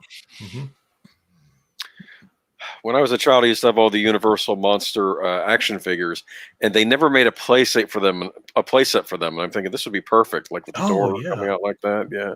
Did they ever make an Igor, like a Bela Lugosi's Igor character? I've never seen figures of Bela Lugosi's Igor. They made like a Mr. Hyde that looked very similar, but no, they didn't actually make Igor. Huh? That's a bummer. I'd like to see that. Like, although they've had some models, I think, that people have done. And the modern Migos coming out, that Bela Lugosi Dracula, some people have taken the head from that and resculpted it to kind of cool make a custom Igor.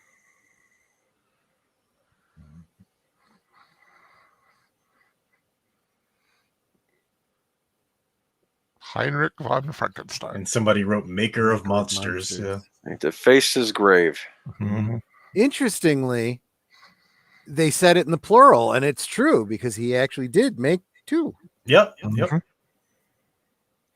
So, Agent Boomer, when you were talking about the action figures, did you mean the Mego ones? They were like the Star Wars size ones. They had glow in the dark paint on the faces, except for the creature and for the mummy. They were all glow in the dark plastic for those two. I know the ones you mean. I have the Phantom of the Opera in that scale. I have the Phantom of the Opera too. I had them all, and I got mad because I couldn't buy any more. And they had like a traveling case, but they didn't have like a play set. And I wanted a play set, Well, that's why I was asking, was because they actually did have a play set for the Mego size ones. Oh, really?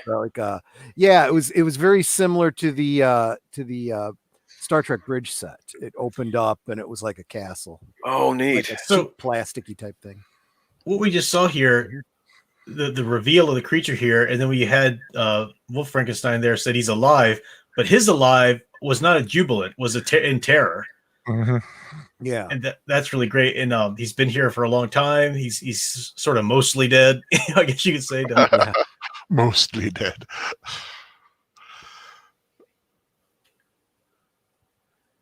I like the way the makeup was done to make him look aged and Yeah. you know, And like his hair is grown back too. Yeah, they had thought about doing it in color. Oh, really? But it just didn't lend itself. I'm so glad they didn't. Yeah. Yeah. They couldn't did even do the monsters in color, so. Because there is some family behind the scenes videos that think he was kind of grayish with like a blue green highlights with even some red in there. Now they have Frankenstein's monster in a different outfit in this movie. We're not having the jacket anymore. We're having like this furry vest. Yeah, furry vest thing. Yeah, I think the idea is that Igor kind of dressed him, because he would have been tattered in rags, and Igor, with whatever he could find, kind of put a fur over him. You know.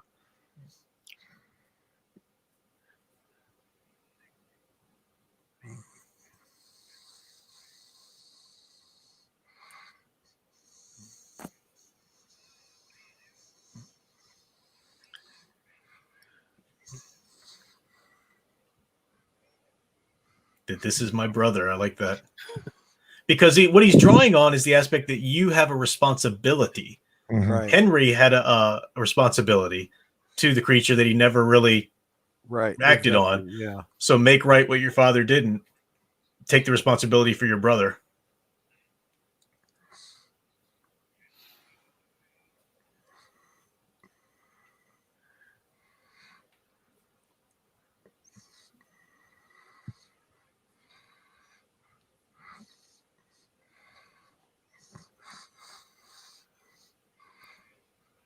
Now, his motivation is pretty altruistic. He sees a patient in need of help.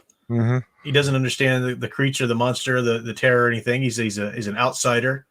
So, but then we get this part.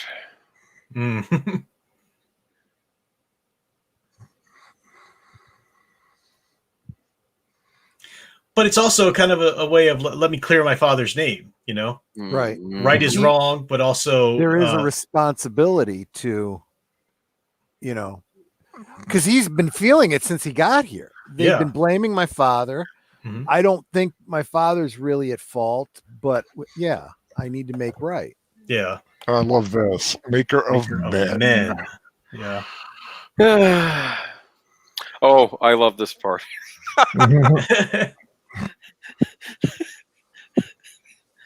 The village elders, right? They're all talking.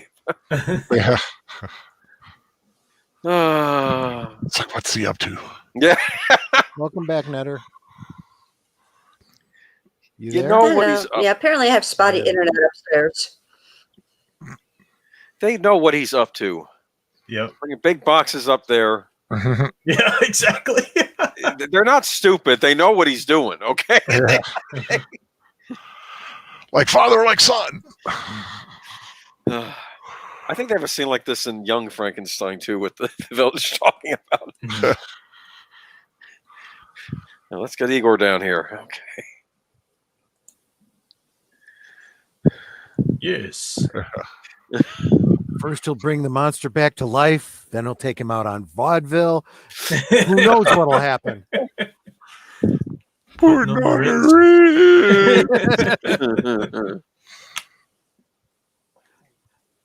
Now, when we watch Young Frankenstein, we certainly will be talking about this movie, and rightly so. Now, this was built over hot springs. Is that right? We got from this. I don't know if they've revealed that yet, but it's like a sulfur pit. Yeah, sulfur. Okay, right. Yeah, you did. You dropped something in and said sulfur. Yeah, it smells like sulfur. So they couldn't turn it into a resort or anything. Maybe. Well, maybe eventually. That's in Transylvania 65000. Oh, okay. It's a little like Disneyland.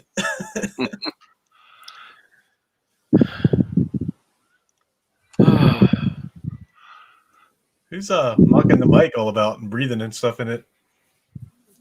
It's not me this time. It's oddly not me. Agent Boomer. Is it me? Possibly. You're the only one who didn't say. I think it was catching your breath. I think. I'm sorry. Oh, it's okay. It's okay. I know it's not me because if it was me, I wouldn't be able to hear it. Fair enough. The terror too. This is audiences have been with this character at the time it came out for years at that point, and Karloff's version, and seeing Karloff in the makeup once again had to be so exciting, but also terrifying. Going to the theater and seeing this, I can imagine. Yeah.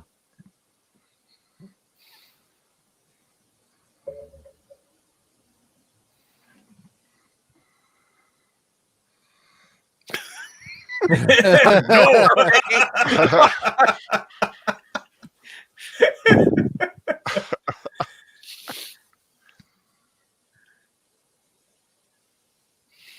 So Igor is kind of he's fulfilling. It's kind of let's bring together Fritz and Praetorius. Kind of a mixture of the two, because he's driving Frankenstein on, but he's also the henchman type. So Spidey Rules says, "Excuse me, it's maker of people, not just men. This movie is sexist." Well, yeah, you try writing out people with a torch.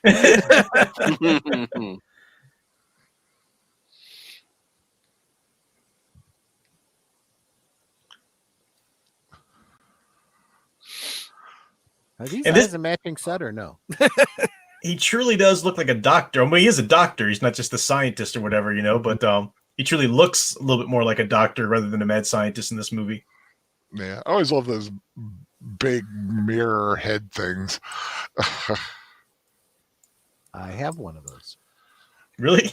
Well, yeah, in my doctor bag, I do the whole Victorian doctor thing.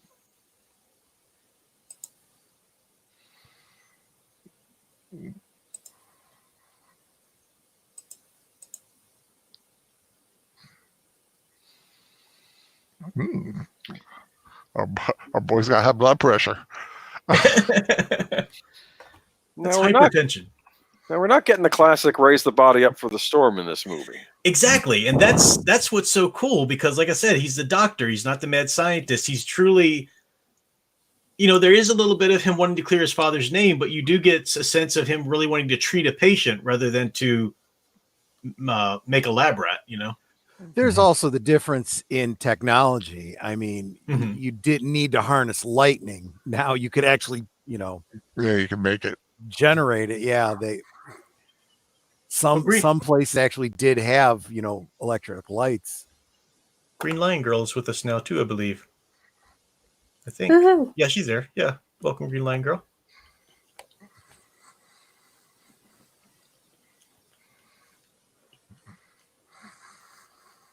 Yeah, in fact, they even had X-rays, didn't they? Mm-hmm. In the 30s. They gave him a full checkup. Now, I know that at times there was kind of rivalry and bad blood between Bela and Karloff, but I also think there was a good deal of respect too. There was. I think maybe some of it may have been that Karloff just was so over. I mean, I don't know if that's the right. I mean, Karloff got a lot more money than Bela. Yeah, Lugosi was not treated as well as Karloff. Absolutely. No, in fact, that was one of the things of this film. But it's also known that Karloff and the director Lee really wanted Bela to get as much exposure in this film as possible. Yeah, to keep him working, because he wasn't making a lot of money. And of course, the tragic ending to his life with Ed Wood and everything. Yeah, it's like red blood cells and sperm. Well, that wife thing never really worked out, so he's a little backed up. Oh, here we go. Life. All kinds of machines.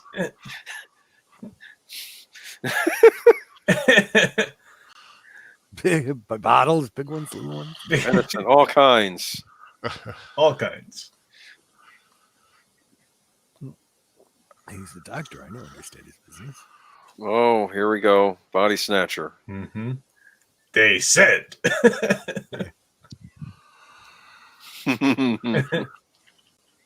You think I'm going to admit to that so you can hang me again? Exactly.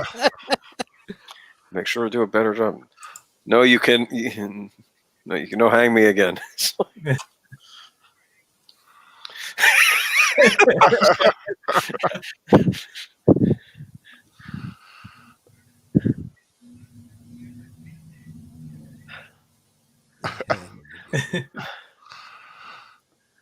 Well, first, whoever hung him the first time did it wrong, did a poor job. Whoever declared him dead was a poor doctor because he can't tell dead from alive. If he commits a crime, we can't hang him again because he was pronounced dead. Yeah, I'm not sure that's how the law works. He can't. No, and he says, yes, we could, but then he interjected. He's like, I've done nothing wrong. You can't touch me. Exactly. That's just it. You can't be tried for the same crime again, but if you commit the same crime again, you can be charged with that. And that's creepy. They started to hang him again. He said it took 8 men before just to say that I should be hanged, you know? Which is significant. Yeah. Yeah. He's very strong.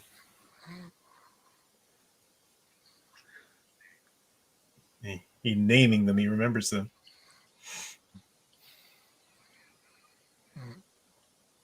Now, you can take it as a threat, but you can also take it as an appeal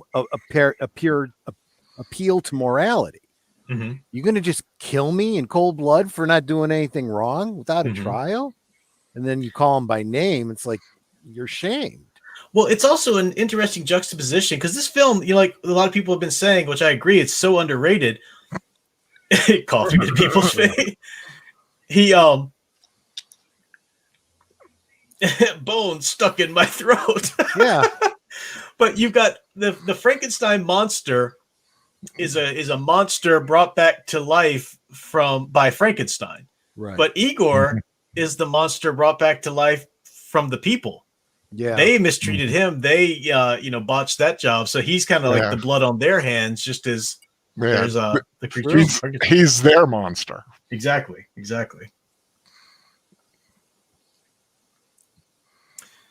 Tom Spiegel says this explains Marty Friedman's Igor. The rope cinched about shut around his neck and his eyes popped out. Yeah, there you go. It's Feldman, by the way. Feldman, yeah. Feldman. Oh, I'm sorry. Yeah, we were talking about Megadeth, Marty Friedman. That was still in my head. It still amazes me how this film was shot. It was started November 38. It was finished January 5th, 39, and came out January 13th of 39. Came out 8 days after it finished. Wow. That was what? That would have been right after Pearl Harbor, right? No, that was Wolfman came out just after Pearl Harbor, 41. Oh, this 41, was 40. Yeah, this was 39. Yeah.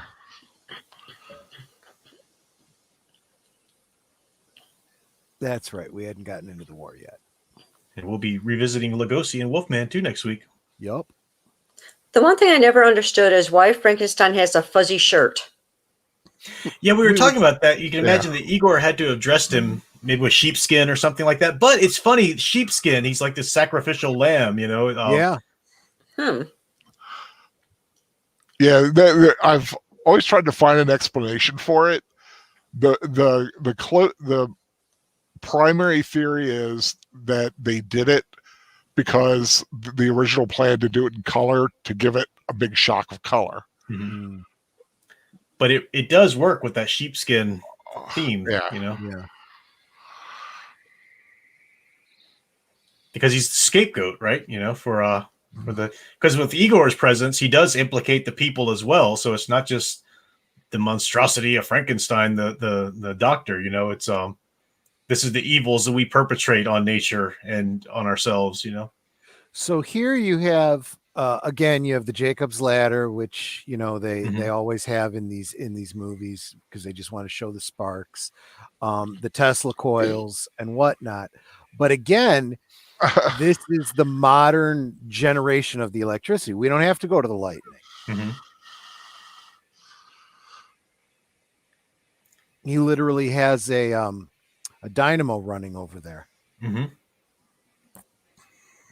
There's that iconic grunt, Karloff's creature. And as much as I did enjoy the fact that he developed in Bride, it is kind of cool to see him come back to that monstrous grunting,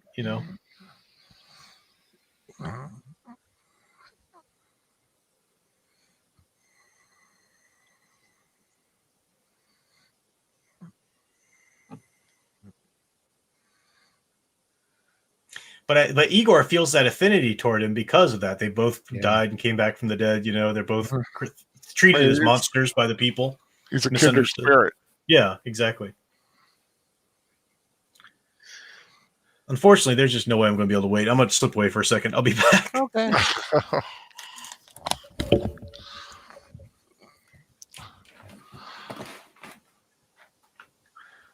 So he brought up the parallel between the villagers creating Igor, trying to kill him, botching it, bringing him back, and so forth, and Frankenstein doing the same with the monster. Do you think that maybe on some level the villagers are aware of that parallel, feel a little bit of guilt, and so they're doing some projecting on Frankenstein? Just a thought. It's possible, but I think it was just like such a traumatic time all those years ago. Yeah. And that they're terrified of it happening again. And that, like I said, the name Frankenstein comes with so many demons attached to it. True. And as I pointed out before, it could very well be that trying to execute Igor was because of his perceived role in the creature in the first place.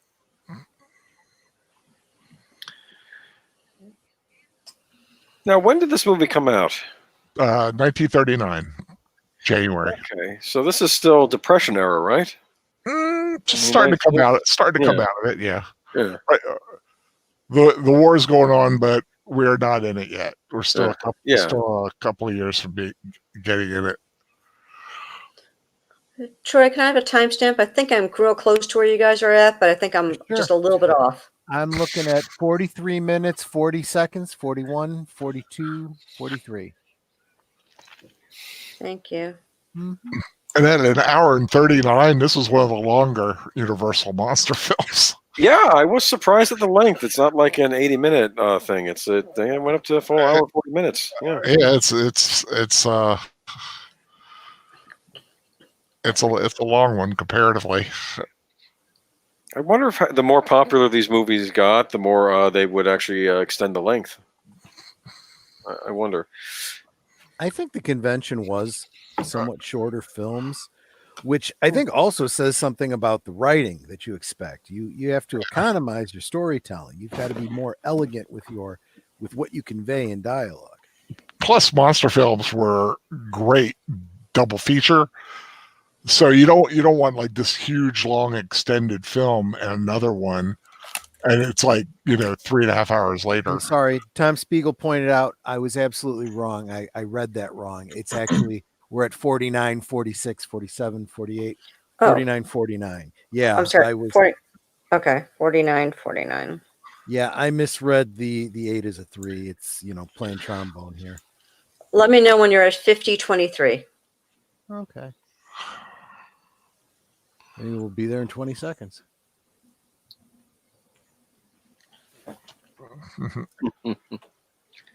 But when they point out that the Romans built it over there, that's kind of setting it into the pre-Christian, like the pagan past, 50-23. Thank you. Sure. The roots of the Frankenstein's lair, go back pre-Christian days. Okay, now that the professor's back, I'm going to make a little professor's stop. Go to the little professor's room. Oh, bring me your phone when you come up, hon.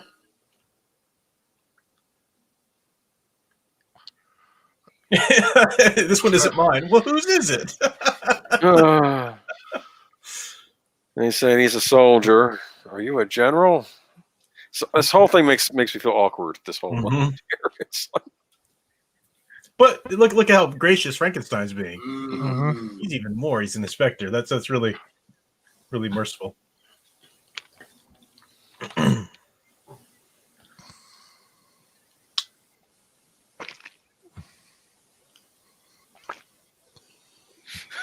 Oh. I like the reveal. It comes out of the voice of the child. Yeah, and voice of the child. And Frankenstein knows what's going on, but the inspector starts to suspect. That's perfect. Because he remembers. He remembers.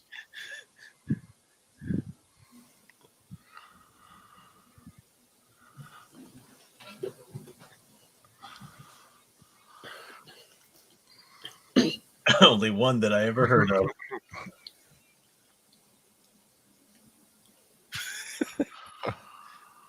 He looks over at Frankenstein. Yeah. Not really playing off the guilt there, Wolf.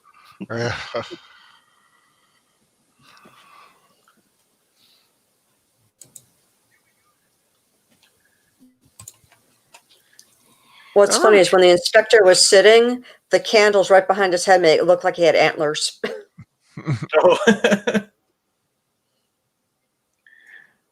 What I find interesting about this movie is that typically I would figure a character like the inspector would have some kind of villainous turn at some point in the movie, but he's actually in some way he's the most somber character in this movie. I mean, sober character in this movie. Yeah, especially knowing Lionel Atwell's proclivity for playing a bad guy. He's a very good bad guy. Yeah.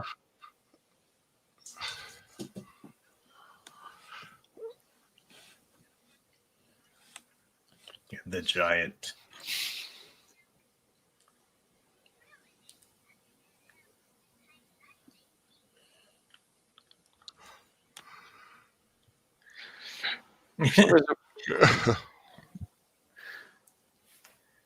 It's always creepy when the child relays the unbelievable information or the supernatural, you know? The hairy coat on. That's... So now I don't recognize the kid. Did he grow up to be somebody like that we know?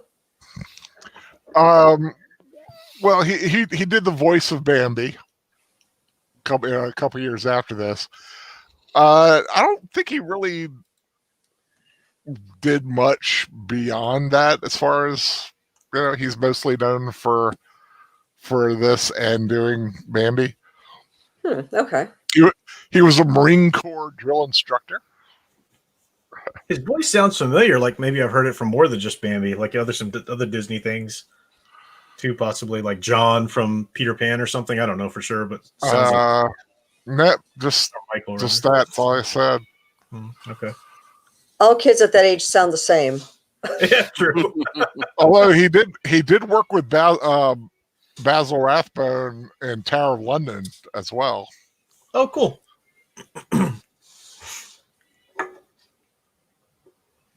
Now, you see, this is great. I mean, again, establishing Igor's strength, because he's hinted at how strong he is, but you see him, Frankenstein here, unable to barely, budge the things that Igor has been able to.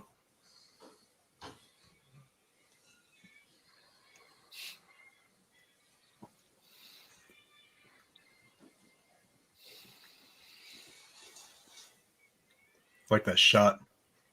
The shadows there. And the cool thing too is you see how one of the themes of the film too is how winding everything is. Everything is so convoluted. Like just when he was carrying his son up to the bedroom, you had this long moment of up the steps, and he says nearly there, and he had to go around this wall, and you see with the light there's a path, and then a ladder, and then there's all these different ways to get up and through places. how winding and twisted everything is. I think that's part of the theme of by this generation, the monster going through so many iterations, the prejudices of the legitimate fears of the people as well. It's a very twisted and convoluted web by this point. Now I was seeing him come back. He's framed by the ropes there too. Perfect camera work. Mm-hmm. Mise en scene there. I'm home.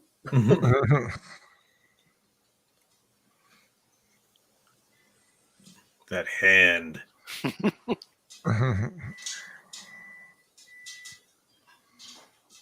And then the look of recognition.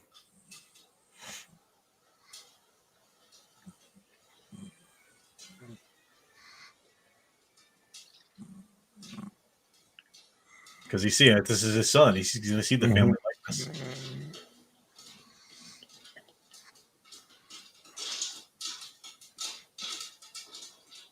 And that really scared smile. Yeah. Up, hands around the throat.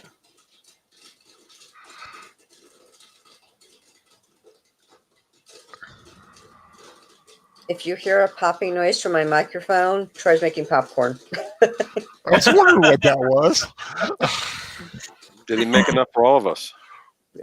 That's right. Well, he probably did, but he has no way to get it to you. Enough for all of us.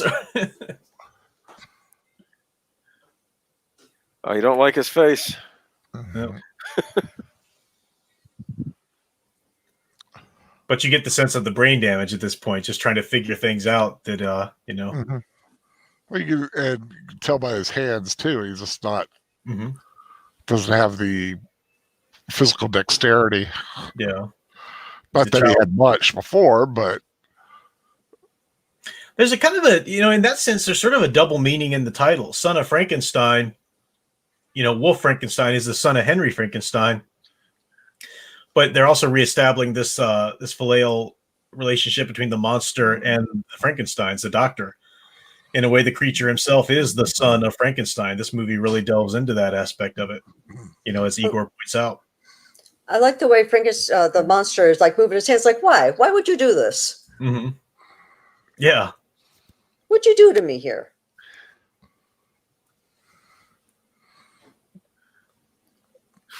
It's like, no, look at what you did. No, it wasn't me.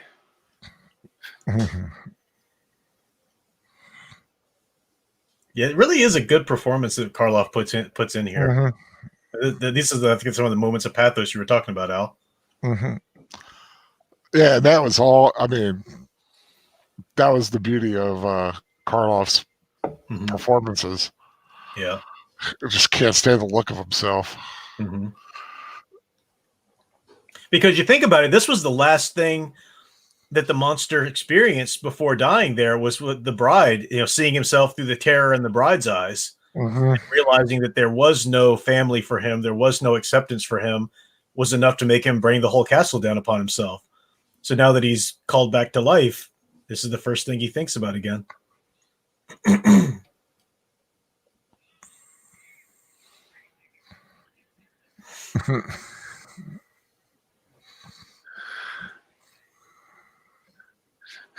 But he senses that spirit in Igor as well. And friend, I feel like Peter Falk in Murder by Death. Got to go to the can again. I don't want to miss nothing. And everyone heard you making popcorn, and you're not sharing. There's still some in there if you want some. Boomer asked if you brought enough for everyone. I'll shove it through the mic for you, Professor. Okay. Extra butter will make it slide through the wires better. Let us enjoy it through ASMR at least. I like home style popcorn. Yup. It's the best. Yeah. Oh. Of course, nowadays, what choice do you have besides home style? You can't go to the theater anymore. Yeah. Just a little bit, get the right stuff, the flavor call, and Yep. I got the flavor call. I pop it in Coconut oil. Yep. You know, do you have the little like thing where you could like dump it out into the bottom? I do. I've got one of those. You crank Whirly it. pop. Yeah. Whirly pop. Yeah. And when we do a popcorn rewatch, we can talk about Son of Frankenstein. I can go to the can again if you want me to. Actually, you guys talking about that made me think, and then watching this movie and remembering what an event it was to go see a film like this in these early days in the Depression. You know, as these were, this was your big escape. This is your big, going to that's why you had movie palaces back in the day. You know, these grand, and it truly was an experience and an event. And we got away from that to where it's so pedestrian. It's so people, are disrespectful in theaters. It's really a pretty cruddy experience to go to theaters now. And now that, with the quarantine and theaters closing down and stuff, I really hope theater, I would love to see theaters, like the movie theater, the idea of it just die away and films are released online now. But in the lieu of that, we do go back to the special event movies, like some palaces open up and try to coax people back in with a special event of being in the theater. So they respect it again, Yeah, you used to get a movie program or a dish. I think they dish night sometimes, right? Yeah. I'd like to see the pop-up drive-in theater. Like they open up a new one here too. Yeah, that's the thing. We have this area where our county fair is held. There's this huge parking. It's like this land that they use for parking. I was like, you set up the right screen, just have people come in, and I think it'd be a great event. But tonight it's Tuesday Night Classics, and we talk about this all the time. How our society, we kind of define deviance down. We look back and we go, look how well they dressed, how they, put on the guise of actually being civilized, and how where we are now. You look at people of Walmart, I mean. So it's the same kind of thing with the theaters that you were just saying. I like here in their conversation here a few key things. Again, we had him say he's alive, but his alive is out of fear, because then he talks about how those hands could have crushed him, But he said he's not worried because Igor can control the creature. I just need to figure out how to control Igor. And that is really gets at, the added layer and the added thing that this film adds to the whole thing is Igor is the people's monster. How do I, because it's really two facets of the creature as well. There's the one that is the pathos-ridden innocent victim of Frankenstein and the people's terror, but then there's also the monster created by the people's terror. And with Igor and the creature together, it really rounds out two angles of that.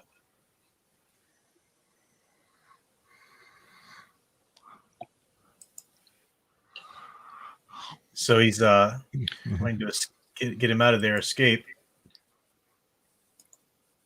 Now there's Normuller, one of the people he wants revenge on, and he's got his own personal revenge machine here now. Yeah, pointing at him. Just not yeah. Go get him. Yeah, you don't have to twist my arm. And that evil little laugh afterward.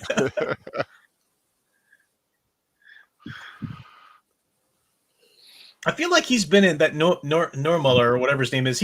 It's like I've seen him in some of the previous films. Have I, Al? Looks familiar. Who? The guy he's about to kill here, Normuller or Neumuller, however he pronounces his name. Michael Mark. I don't know. He looks familiar. That's pretty stealthy. This is a pretty stealthy move we haven't seen from the creature before. And the horse looking back, that's creepy too. Well, he's gotten some skills along the way. Mm-hmm. Also, he's remembering enough of what he learned to make it look like an accident right there.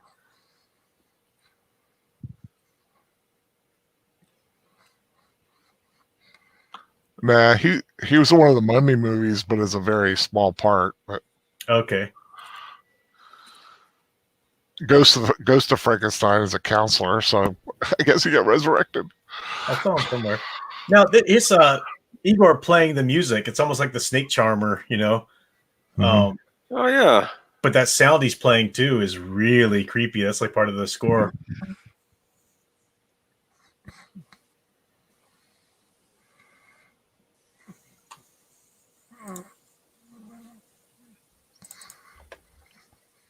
I was really wrapped up in the film there. Sticking into the chat, Spidey Rules says, could you imagine being in the shoes of the people Igor is getting revenge on, seeing the monster after these years? Yeah. Yeah, that would be kind of creepy.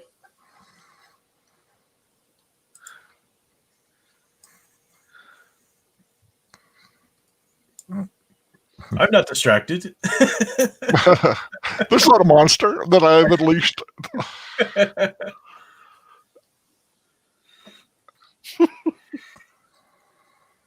Uh-oh.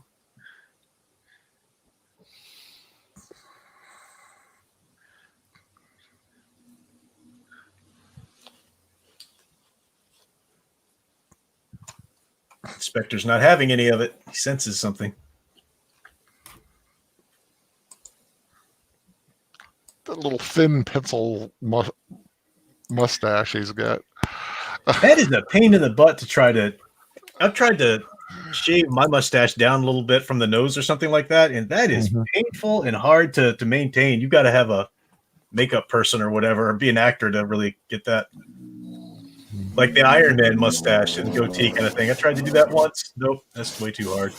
So here's a thought for you. Usually the inspector would be coming to investigate a murder.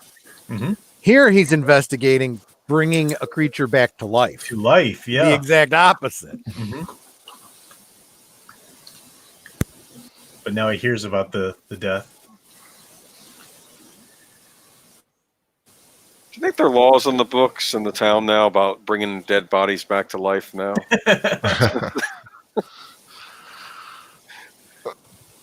We make an amendment to the Constitution.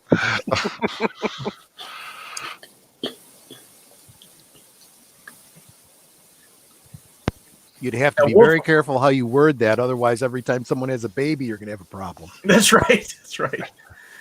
And Wolf, of course, is short for Wolfgang, but to call him Wolf is. I wonder if there's something to that. You've got him. The Frankenstein's name is Wolf, and you've got the monster in the sheep's clothing, quite literally.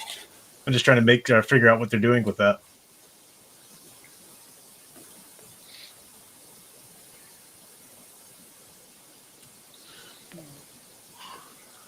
Toe Spiegel said that's some serious, intense soup stipping. No, I was thinking the inspector doesn't have to even ask questions. The wife is doing it for him. You know? Mm-hmm. Yep. This is when you kick the wife underneath the table and say, "Shut up."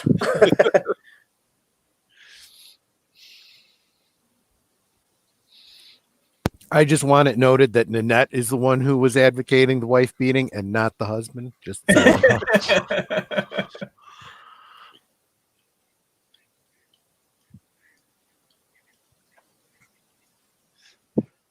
And of course, Wolf suspects that it's Igor. No, Igor, I'm starting to suspect you're not such a good guy. Yeah. Just...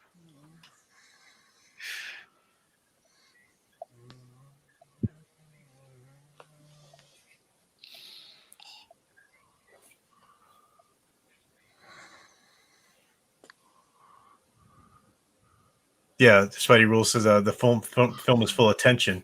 Well, that's the thing. The convoluted pathways and everything like that. Look at all the relationships that mirrors. The Son of Frankenstein, but is a possible sort of brother to the creature, and yet the Igor has sort of a kindred spirit with the creature as well. You got all these different layers and tunnels. It really it turned out to be quite a. The film had no business being this good. That's one thing about it. Mm-hmm. But it's amazing to think how good it could have been if it was in the hands of a James Whale. If he'd had the interest, or if another director like that could have had the time and really worked something up with the fodder here, because it's interesting. This is the kind of movie I would be interested in. Well, not today, not with anybody in Hollywood today, but I'd be interested in seeing somebody remake who really had a love for it. You mean like what we're doing over on the Fixing the Universal Monsters Shared Universe? What, you have a group called Fixing the Shared Universe of the Universal Monsters, Troy? Oh, I haven't told you about this enough. No, do Oh, tell. Perhaps why you could don't I drop link. a link? I'll do that. Yes. That was Wow, a you perfect must segue. you must talk about all the iconic Universal monsters over there. You know, I bet there's a great I bet there's a great Facebook page on them too. I'll bet there is. I may even be able to find a link. Hold on just a second. No, we just saw Igor mark with X, the houses that he wants the creature to hit. It's kind of a throwback, maybe not so much. I was going to say it's kind of a throwback to M, Peter Lorre's Fitz Lang, I think, the Peter Lorre film that he was in Germany before, like the original film noir where he was like the child killer. What if it's even more chilling than that? What if it's a reference to the Exodus? That too, because you got the scapegoat. He's a sacrificial, lamb. He's the Passover lamb, quote unquote. Yep. You've got, so definitely. But it's twisted. It's on its head because now the mark is the one you go in and kill, not the one you pass over. Oh, yeah, that's a good correlation there. Mm-hmm. Mm-hmm. Oh, I like that quilt. I'm probably a couple seconds behind you guys. Nope, we're still looking at the quilt. Okay. Yeah. It's funny. As soon as he says, "I'm going to send you to Brussels," I know she's not going to Brussels.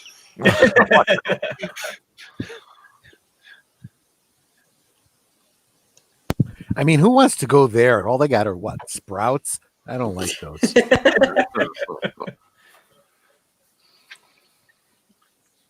I know they couldn't show couples in bed together at the time, married couples or whatever, but I mean, who bought that? Like even in the day, who saw that? Like, oh, I guess a lot of couples just sleep in different beds. Yeah, it's like on I Love Lucy. It's like they had two separate beds. How the heck did they ever have little Ricky? Love that haunting music. Yeah. Please. Same with the Dick Van Dyke Show. They had separate twin beds. Uh-huh. And what do you call it? The Brady Bunch. But I mean, that doesn't make any sense because they're twin beds in the same room. The only excuse that I can see for married couples sleeping apart is, oh, he snores, I can't sleep. Well, no, the Brady Bunch, they had one bed. Yeah, they had they a queen size bed. That was the first TV couple I ever remember actually sharing. Oh, maybe you're right. Yeah. Here I knew that trivia because Elle had said that once before. So back to the movie. we have Igor playing this music. The music isn't what makes the creature kill, but it is linked to it. It is just showing kind of Igor's control over the creature because Igor is playing this music while he does these things. But it also we saw it with putting the creature's body underneath the wagon. Wow, someone's breathing quite a bit into their mic. But then also how he closes the shade, of the window. So on the one hand, he's got brain damage and he's devolved since The Bride, but in a lot of ways we see him evolve since The Bride too. It's kind of like stepping into this role as the murderer, fully embodying it. Now he knows how to cover himself and stuff like that.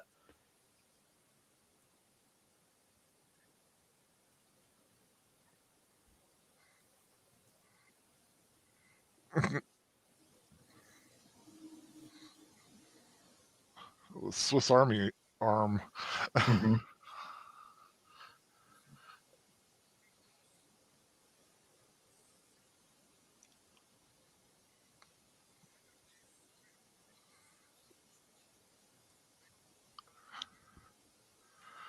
Nothing suspicious about that. I hear you say, can he act any more guilty? Sending my family away now? No reason.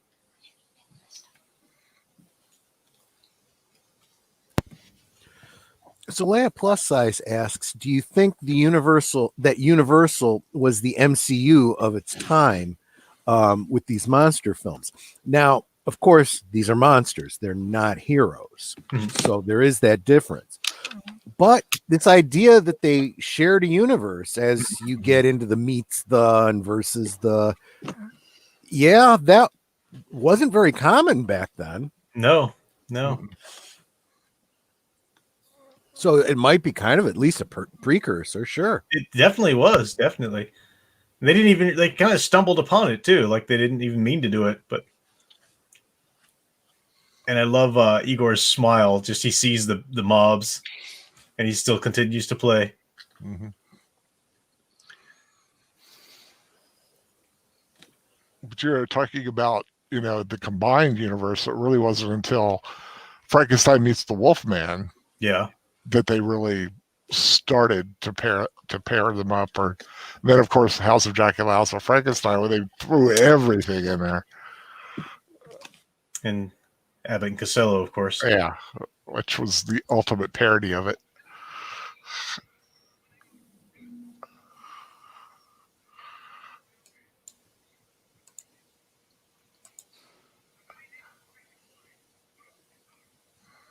That's now that he's actually stepping into the acting. Yeah, he's good side there.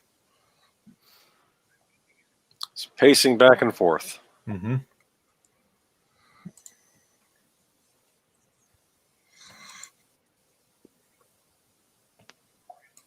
Which just traps them in there to the danger. So, is there any reason why you shouldn't be safe here? It's a good. Inspector's really sweating them out quite subtly.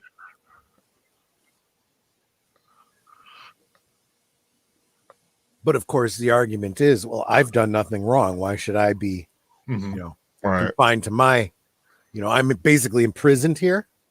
Yeah. Mobs have no logic, though. True. Yeah. Welcome to 2020. I mean, wait a minute. What are we talking about?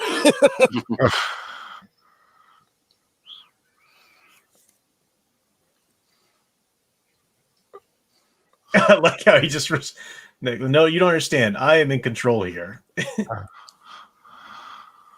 He's being a bit petulant here. Mm-hmm.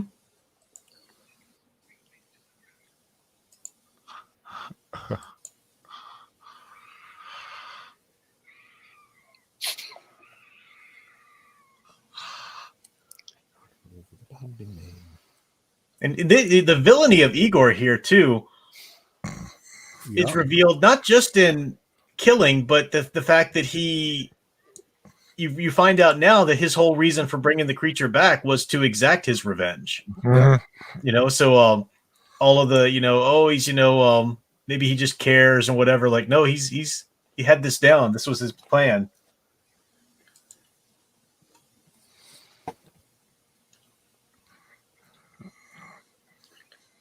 So again, this is the third movie in, and we're still in a situation where the monster isn't the real monster. It's still a human being who's the real monster. Yeah.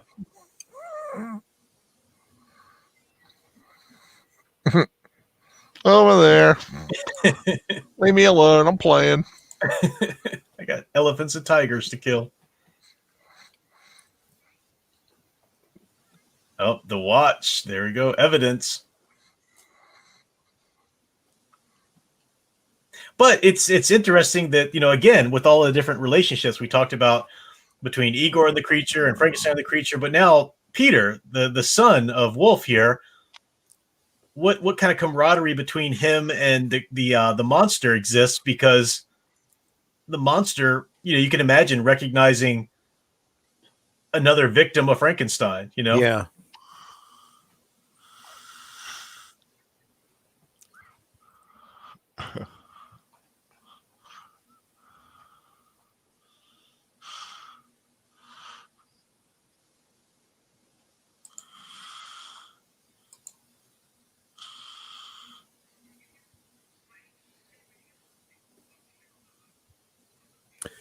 I do love that. Oh, go ahead.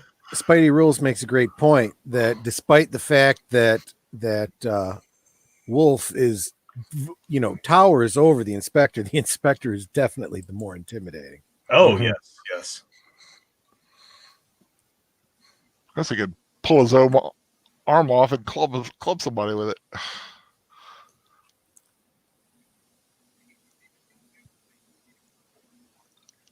Well, it's Jordan Peters talks about this, how you can see it in people's expressions, and I think a good actors like Atwell and Rathbone here can do this, but you can see it in a man's expression if they've shunned a certain element of their agreeableness to be a man, if they have the teeth that, like Jordan Peterson puts it, to be able to protect, to be able to lash out and bite if they need to, but they have control over it. They're not a madman. So you see that in Atwell's face. Atwell's very composed. Atwell, the inspector here, as he plays him, but Rathbone is playing Wolf here is just almost childlike, wide-eyed, unsure, terrified all the time. So you can see that in the way they fix their expressions, that Atwell is 100% in charge and empowered. Well, society has a way of doing that to men, doesn't it? Mm-hmm. When you have to be, you got to behave this way, and you've got to, not be this way, and blah blah blah blah, and especially in the modern age with the third and fourth wave feminism, where all masculinity is evil and wrong and toxic, Yeah. So you have your society types, your politicians and your Hollywood types that are emasculated because that's what they've been made to believe. Yeah. Whereas your average workaday people, the people in the village, right? Mm-hmm. No such animal. Yep.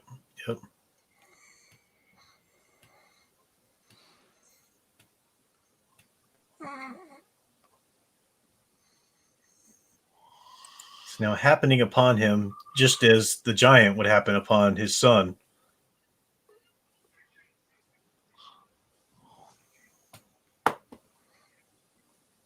Worse than dying.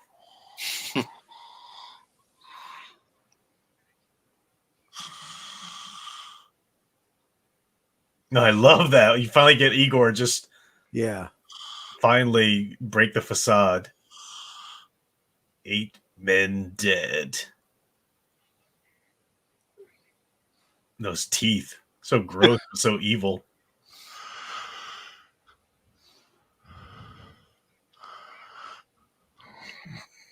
He's mine.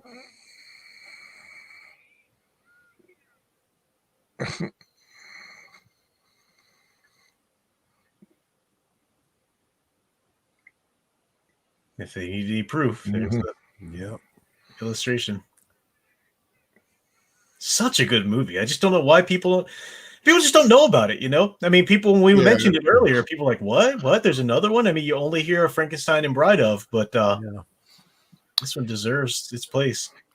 I mean, I'll say this: whenever they release those box sets, they don't stick this one in like the best of. It's usually only in the Frankenstein sets or the Ultimate collections. You don't get them like with the main sets that they sell.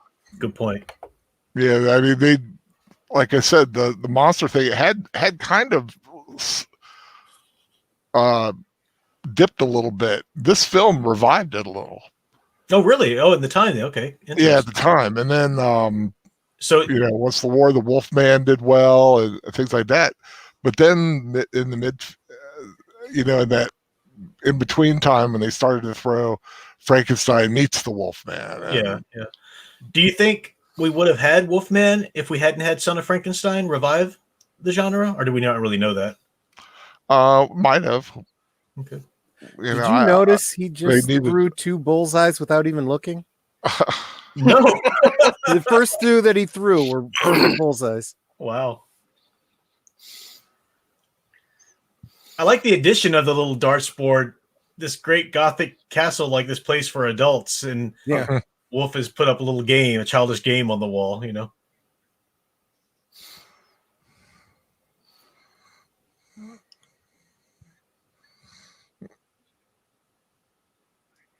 I mean, great grouping. Mm-hmm. So if this was today, we'd put one of those little basketball nets with the possibly, yeah. He'd be sitting there playing Candy Crush. Yeah. Running around the place looking for wall chicken. That was a genuine laugh. Ha ha ha ha ha.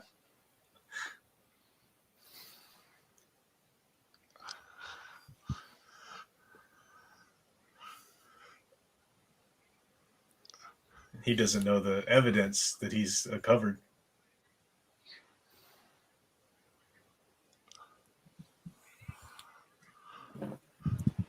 Thank you, Trooper. Glad you're loving the stream. Very good to see you there. Casey's got some wall chicken. Where? Oh, yeah, the game. That's the castle it would be in.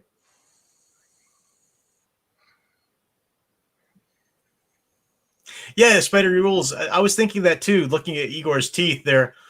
And that's what's so creepy about them. They're almost like fangs. They're monstrous, but they're done well enough to know that they're decrepit, rotted teeth, which just adds a whole other element of disgust to it. And I've never seen anybody cosplay Igor. I guess because the character's just not well known, but that'd be a crazy character to cosplay. I bet you guys could do it. You could do it really pretty well, Troy. Probably could. Yeah. I got the beard for it now. Oh, you do? Yeah. I haven't seen you on cam in so long. Yeah, but I'm gonna tighten it up because I actually have a online interview on Friday. Awesome. Congratulations.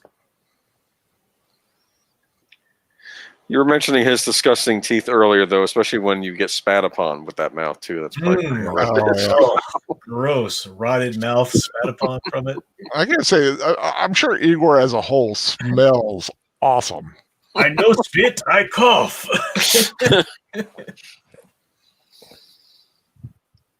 I get wall chicken stuck in throat.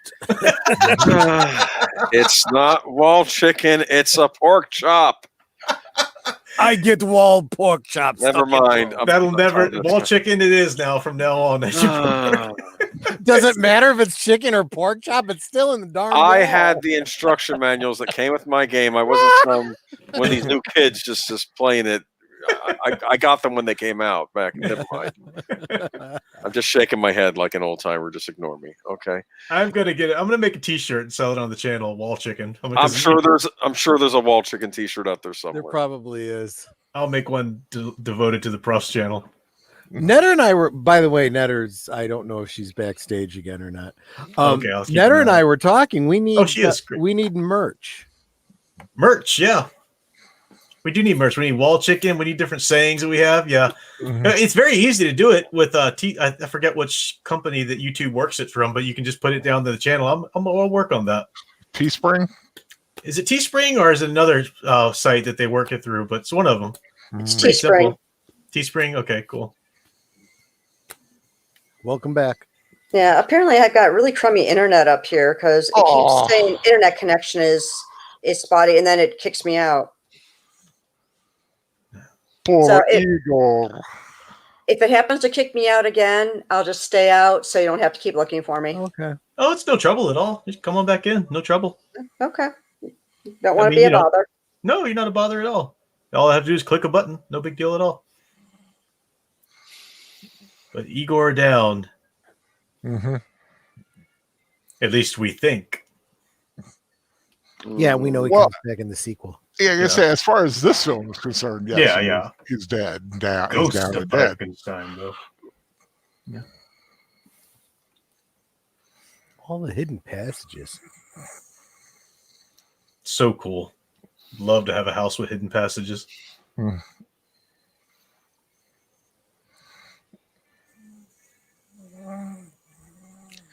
you have one of those bookcases that flips around? Oh, of course. That's a staple. Now they find the butler at last. Of course, I'd probably use it to double up my book space so I can have books on the other side too. What's on the other side of your secret passage? Another library.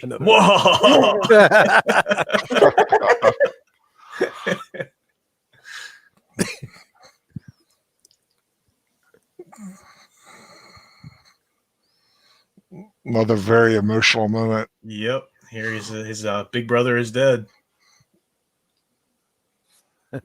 Spider Rules says Igor cheats death more times than a comic book superhero. It's true. It's true. especially if you count when his brain is in the creature. Right. By the time Wolfman meets him.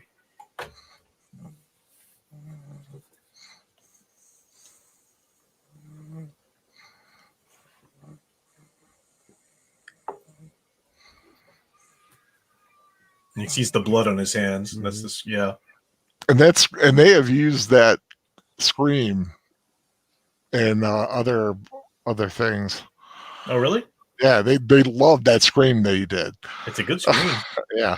Use it in like the House of Frankenstein movies, or you mean just in Universal Monsters in general? I think it's just in general. I believe. Hmm. I read something about that the scream was like reused, kind of like a Wilhelm scream. A little bit, not as prolific, but Yeah. I think they actually use it again in this film. Well, Mad Newey's with us. I'd see you there, Mad Newey. Welcome. I've hidden the library in the library.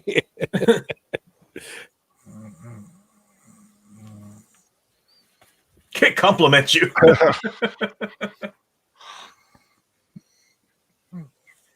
Oh, he's pointing out that the scream comes back in whichever house of film it is where he gets thrown off the balcony to his death.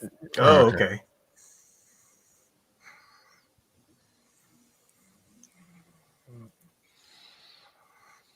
Come clean, Wolf.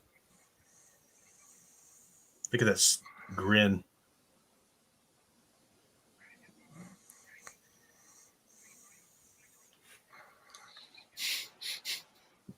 And it's true. He says, but I think you're a worse fiend than your father.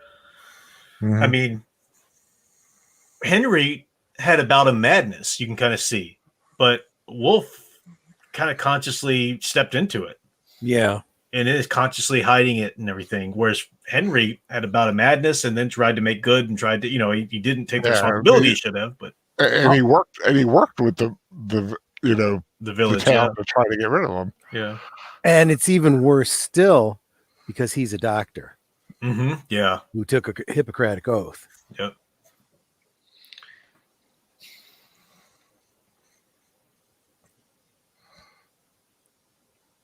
Yeah, it is a sad moment. Because it's like he doesn't have a lot of friends,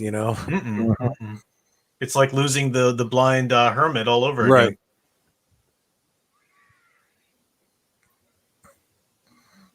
Rampage. Do you think this movie could have worked if the Frankenstein monster was speaking like in the previous one? I don't think so. Well, I mean, I can't even imagine what we'd want him to say. I mean, he certainly conveys everything just fine. Yeah. He'd do a Jimmy Cagney. You dirty rat. You dirty rat. Killed my brother. Yeah. You got to admit that is pretty impressive. It looks like he's really strong. Yeah.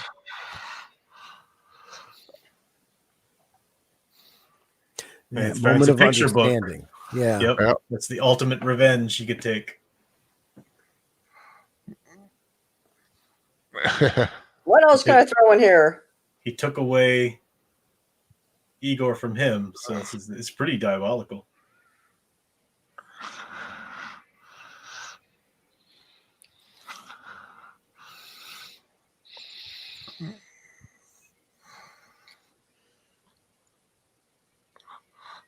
Frankenstein monster is pissed.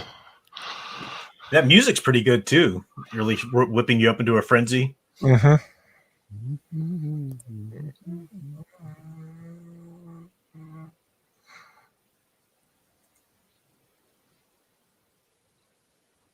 Peekaboo. And the last time we saw Igor, look out of there now. Right. Creature.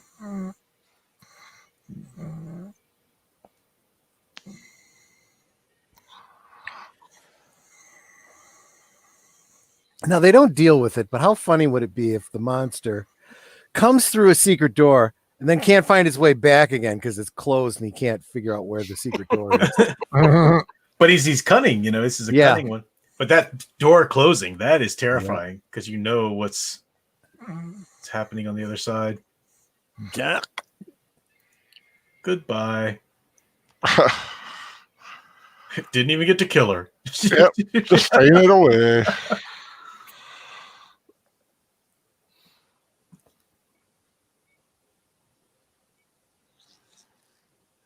See, and there's the bit, with the darts in the arm. Mm-hmm.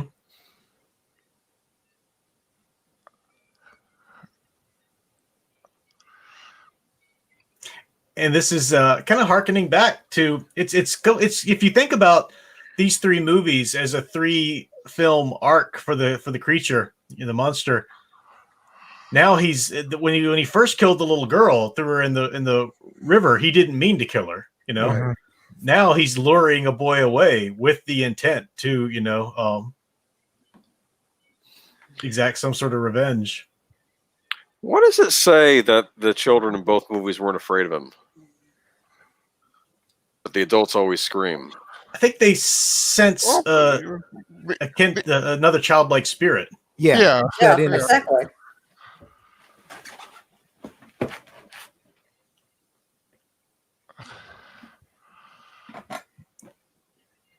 That was like a little good tension there because is he going to throw him over right then? Nope. Yeah. Up the ladder. You want to go higher? You'll make a bigger splash. Well, and see now he's looking at the kid like, oh, okay. Yeah. That was a nice thing he did. The boys helping the boys. Yeah, as you guys said, this is the only being that doesn't look at him as a monster now. Now, of course, great story behind this when he's holding the kid. Yeah. Uh-huh. He dropped him at one point. Oh, I heard about that. Yeah. And so then what? Oh, there goes the arm again. Yeah, he pulled his arm once more. But when he is holding him, they had to wire him to Karloff so he didn't drop him again. Oh.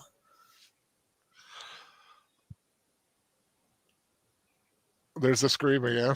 You got to admit that was pretty well timed. Yeah.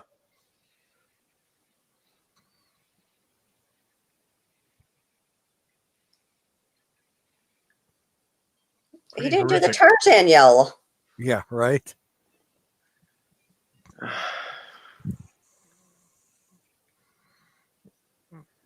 My baby, my baby. Scratching my throat.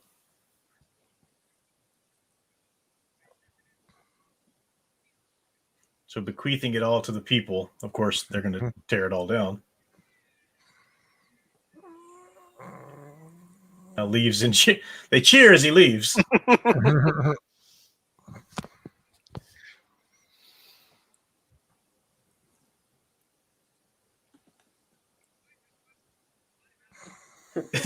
the heck out. Townspeople said the monster's not going to give them a thumbs up while he sinks. Yeah. I don't get that. What is that? It's from Terminator 2. Oh, Terminator 2. Oh, gotcha. And the end. Good stuff. Speaking of thumbs up, if y'all haven't given the Proth a thumbs up yet on this movie, I suggest you do so. Yeah, what's wrong with you people? That's right. We got 25 watching and only 22 thumbs up by my screen. Maybe I need to refresh it. It didn't say a good cast is worth repeating, Al. No, they kind of got it out of that one. Oh, now I got 25 thumbs up. All right, we're good. Well done, Dinner. So good movie. It's hard to believe we only have one more Universal Monster movie for this. But it's a good one. Oh, wonderful! Even though we started early, there's only so much time in the Halloween season. It's true, and I do like that we're taking that last week to, the Halloween tree was wonderful, and then Legend of Sleepy Hollow will be really fun too. So good classics on the Profs. I like doing these themes. We did Monstober one time with the different monsters, different incarnations and stuff like that, but now the Universals and. Next year, I am going to do something sort of akin to what Al's doing now. I love that Al's doing his haha Halloween, but I'm going to do some more like the family, like the some movies I've done before, but I'm gonna put them together in a theme. So I am gonna do Hocus Pocus, Ernest Scared Stupid again, even the Boogity ones. I think next year rather. I think so. I think we'll do something like that. It'll be fun. Cool. So, any closing thoughts on the movie or anything for you guys, or any of the stuff we talked about before we do the what's coming up? I'm just kind of really glad you picked it. Like I said, everyone knows Bela from Dracula. But you really get a sense of just how good of an actor he really was. Yeah. And if you want more of Bela and Igor, you can watch Ghost of Frankenstein. That he comes back in that with Lon Chaney as the creature. Lon Chaney does a wonderful job as the monster, actually. Yep. Yeah. Lon Chaney, the man who played all 4 of the major monsters. Yes. Yep. Spidey Rose made a comment. He says he killed the monster, so now he got what he wanted. He cleared his family name. True. Yeah, he does in the end. He kind of conquers. Well, you could say his father did that too, sort of, but didn't stick.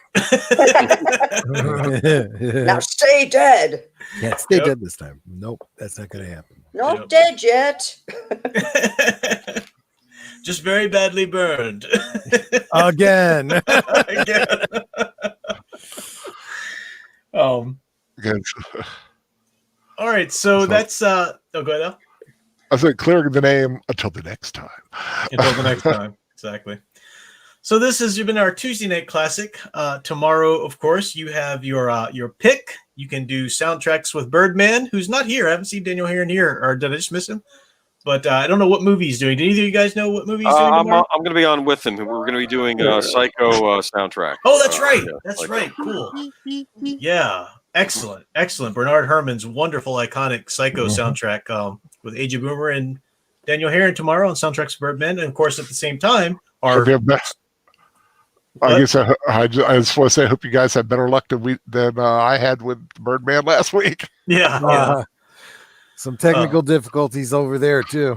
Yeah. Okay. Happening to all of us. And, of course, Green Lion Girl also doing her Hitman, not Hotman, as Troy just wrote. I know. Hitman. I'm sorry. Hitman playthrough tomorrow, which is it's an interesting choice. I wonder why she chose that, because the Until Dawn's very horror-esque. Hitman's not really horror, but I guess she just wants a little break because next voted. week. Oh, you voted? Okay, gotcha. Yeah, she gave us some options and we voted, and she goes, "Okay, I'll go with that one." Yeah, cool. And because eventually she's going to do the Friday the 13th cabin game, which I think will make a lot of people happy. So good options there for Wednesday night. Thursday, you can come back here for our second installment of the Halloween Tree book study, up through chapter 14, right, Al? Correct. Yes. Yeah, and then we're going to finish that up the next week. So it's it's really good stuff. Ray Bradbury's The Halloween Tree. I think Fanman's going to do Is he coming back with he's got power now again, so he's got power. He wasn't able to do Second Cup Cafe this morning because he was still cleaning up. He is coming back on Thursday. To do one. Yes. Yeah, okay. So that is Thursday. Friday, I guess he'll be back on track with his Friday Night Frights. Yes. He's pushing up Dracula, Prince of Darkness, and Frankenstein Creates Woman. Kind of has been put on the sidelines. Okay. Another year. Yep. I don't think anybody else has something on Friday, unless I'm forgetting something. So many people now, it's hard to remember. But Saturday... I think I'm doing a pretty good job, though. Oh, yeah. Troy's got it. Troy's got it down. Yeah. Even with Sound Engraver the other night, she's like, "Oh, you don't have to do this. Just go to the Facebook group." And I'm Troy still kept doing it anyway. Yep. She's just listing them off, and I'm dropping them. Yep. She never even noticed. I know she wasn't watching the chat. I saw that though as you were doing it. It's really cool. So for Saturday, I don't know if Wolf 10 Media is going to be doing his No, Wolf no, he's Media's got something going on Sunday. Okay, gotcha. So lots going on Sunday then. But Saturday night, we're watching the Starship Troopers, I believe. Yep. Sunday. All right. Well, what's Saturday night's rewatch? Whose channel is that on? What's going on? That's me, and that is hopefully you can make it too, Professor, because this is part 2 of Hellraiser. This is Hellbound Hellraiser 2. Oh, Hellraiser 2. Okay. Oh, Waiting that's for right. a year for this one.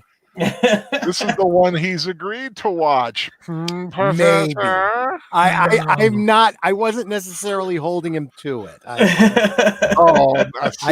think we should hold him to it. Professor, do you get Hulu? Yeah. I believe it's on there. Yeah. So it's not like you have to pay for it. I'm sure there's a lot of horror movies on Hulu.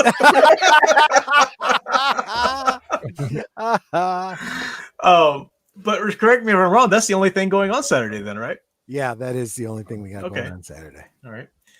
And then, of course, Sunday. Then, so there's a lot of options Sunday because Sunday you've got Wolftown Media doing Starship Troopers. So first, let me drop that one real quick. There. Yeah. You probably. And then, is Mr. Matchstick doing a rewatch on Sunday? Yes, he is doing. Is that Helsing 5 and 6? I think so. Yeah, Helsing Ultimate. Yeah.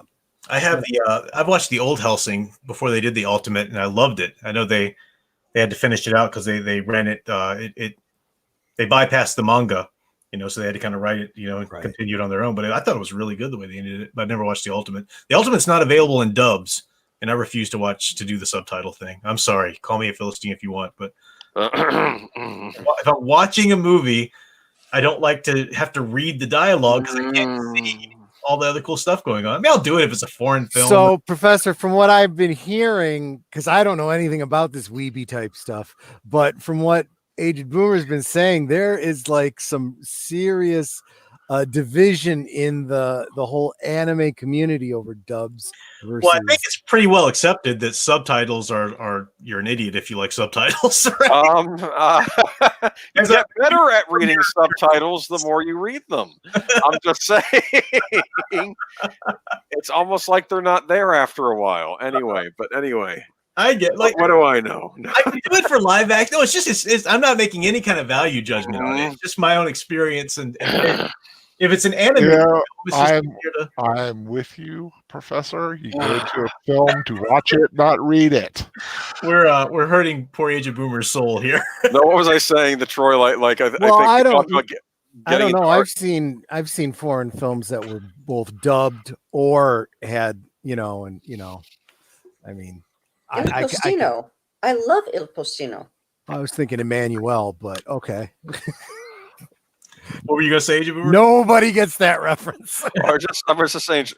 I'm not saying anything, sweetie. I think Troy and I were talking about having arguments on air about how, and I was thinking, I can't think of somebody to argue about with Troy, but I can think of somebody to argue about with Professor Geek, though. So and this would be one of them, the subs versus dubs. Yes, well, but anyway, I would defer to your judgment when it came to any kind of objective statement on it, because you are the expert on that kind of thing. I can only speak from my own experience and like what I prefer, But no, I understand.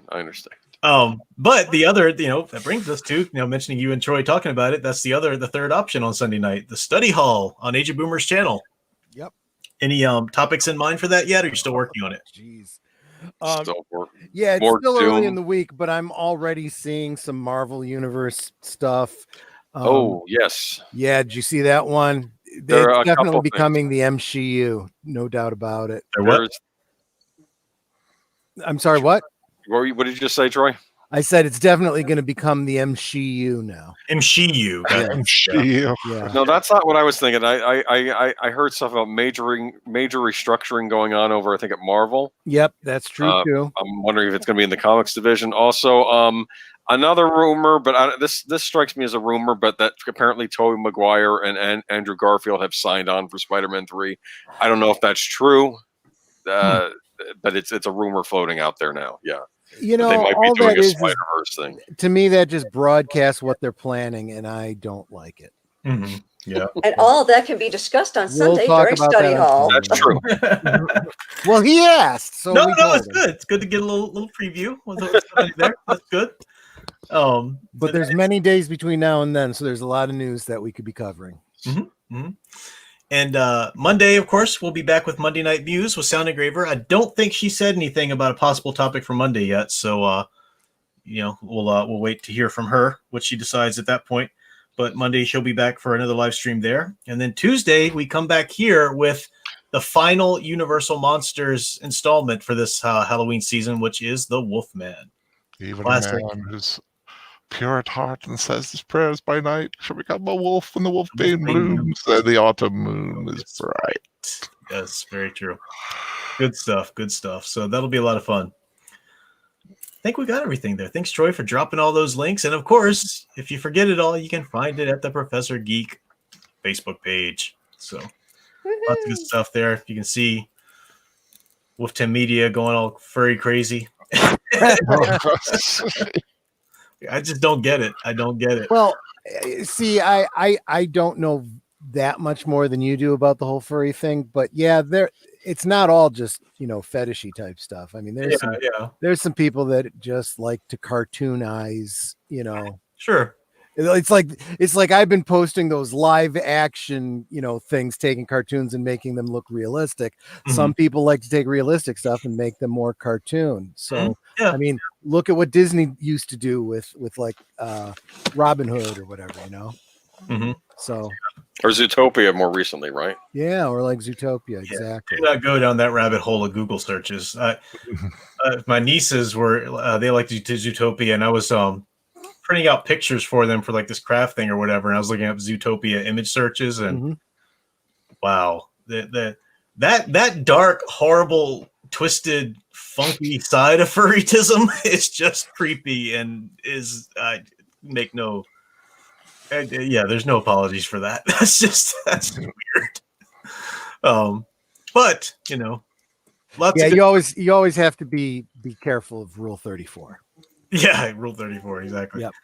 But lots of good discussions are had on the Facebook group and everything. So I think I think Dr. Yeisley just posted a clip of the new Animaniacs, which I have no desire to even remotely check out whatsoever.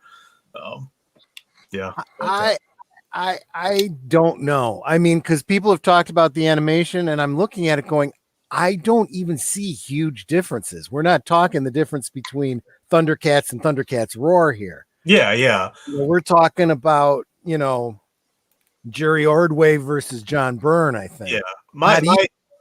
My problem, though, is with all of the new, like they take out the Hello Nurse and they make it, adjust it, and make it all part of the new political correct. Well, I'm sure that the writers, even if they have the same writers, they're probably getting their marching orders about, well, you can't talk about this, can't talk about that. Yeah. Make sure you get something in there about this. Yeah. It's like, it's just not, why do it right now? Why? I don't know. I'm going to wait and see. I need more information on it. Information on it's very scarce right now. I'm hoping for the best, but probably expecting the worst. That's what I'm where I'm at with it now. That's pretty much how I operate. That's a good status quo for a good default. Yeah, for these days, definitely. So that does it. Any closing thoughts or comments from you guys about anything? Well, as usual, I just want to thank everyone for being here, and make sure that you go to each of our channels, like, share, subscribe, throw in a comment, give us a thumbs up, thumbs down, whatever.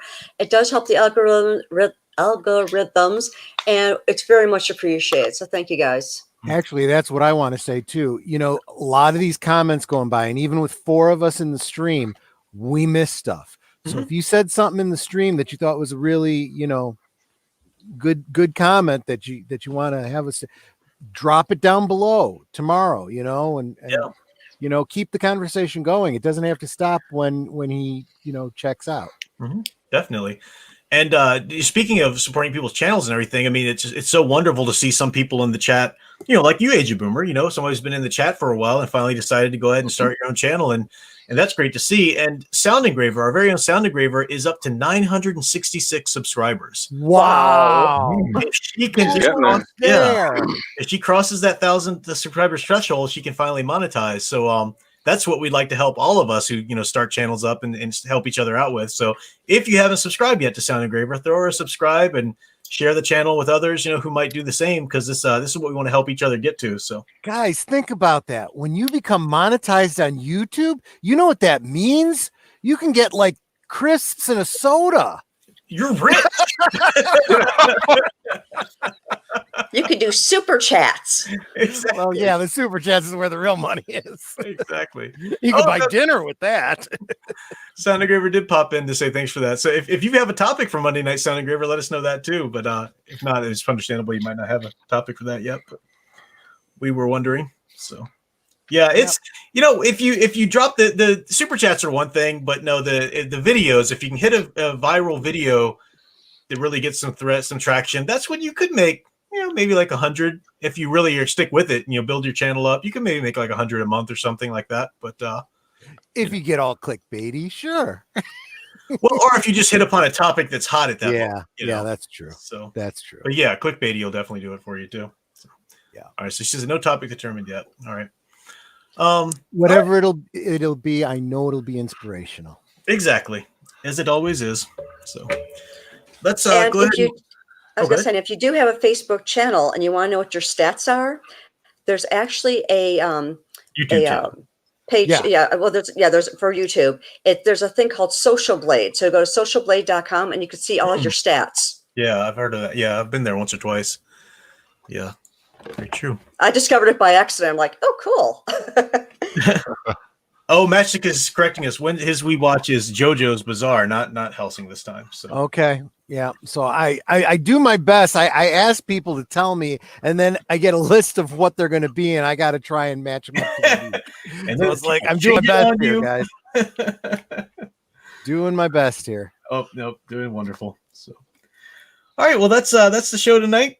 Thanks for hanging out with us. The pre-show and the stream, all wonderful. So great hanging out with you guys. And until next time, keep enjoying and digging deeper into the stories you love best. Bye. Bye, all.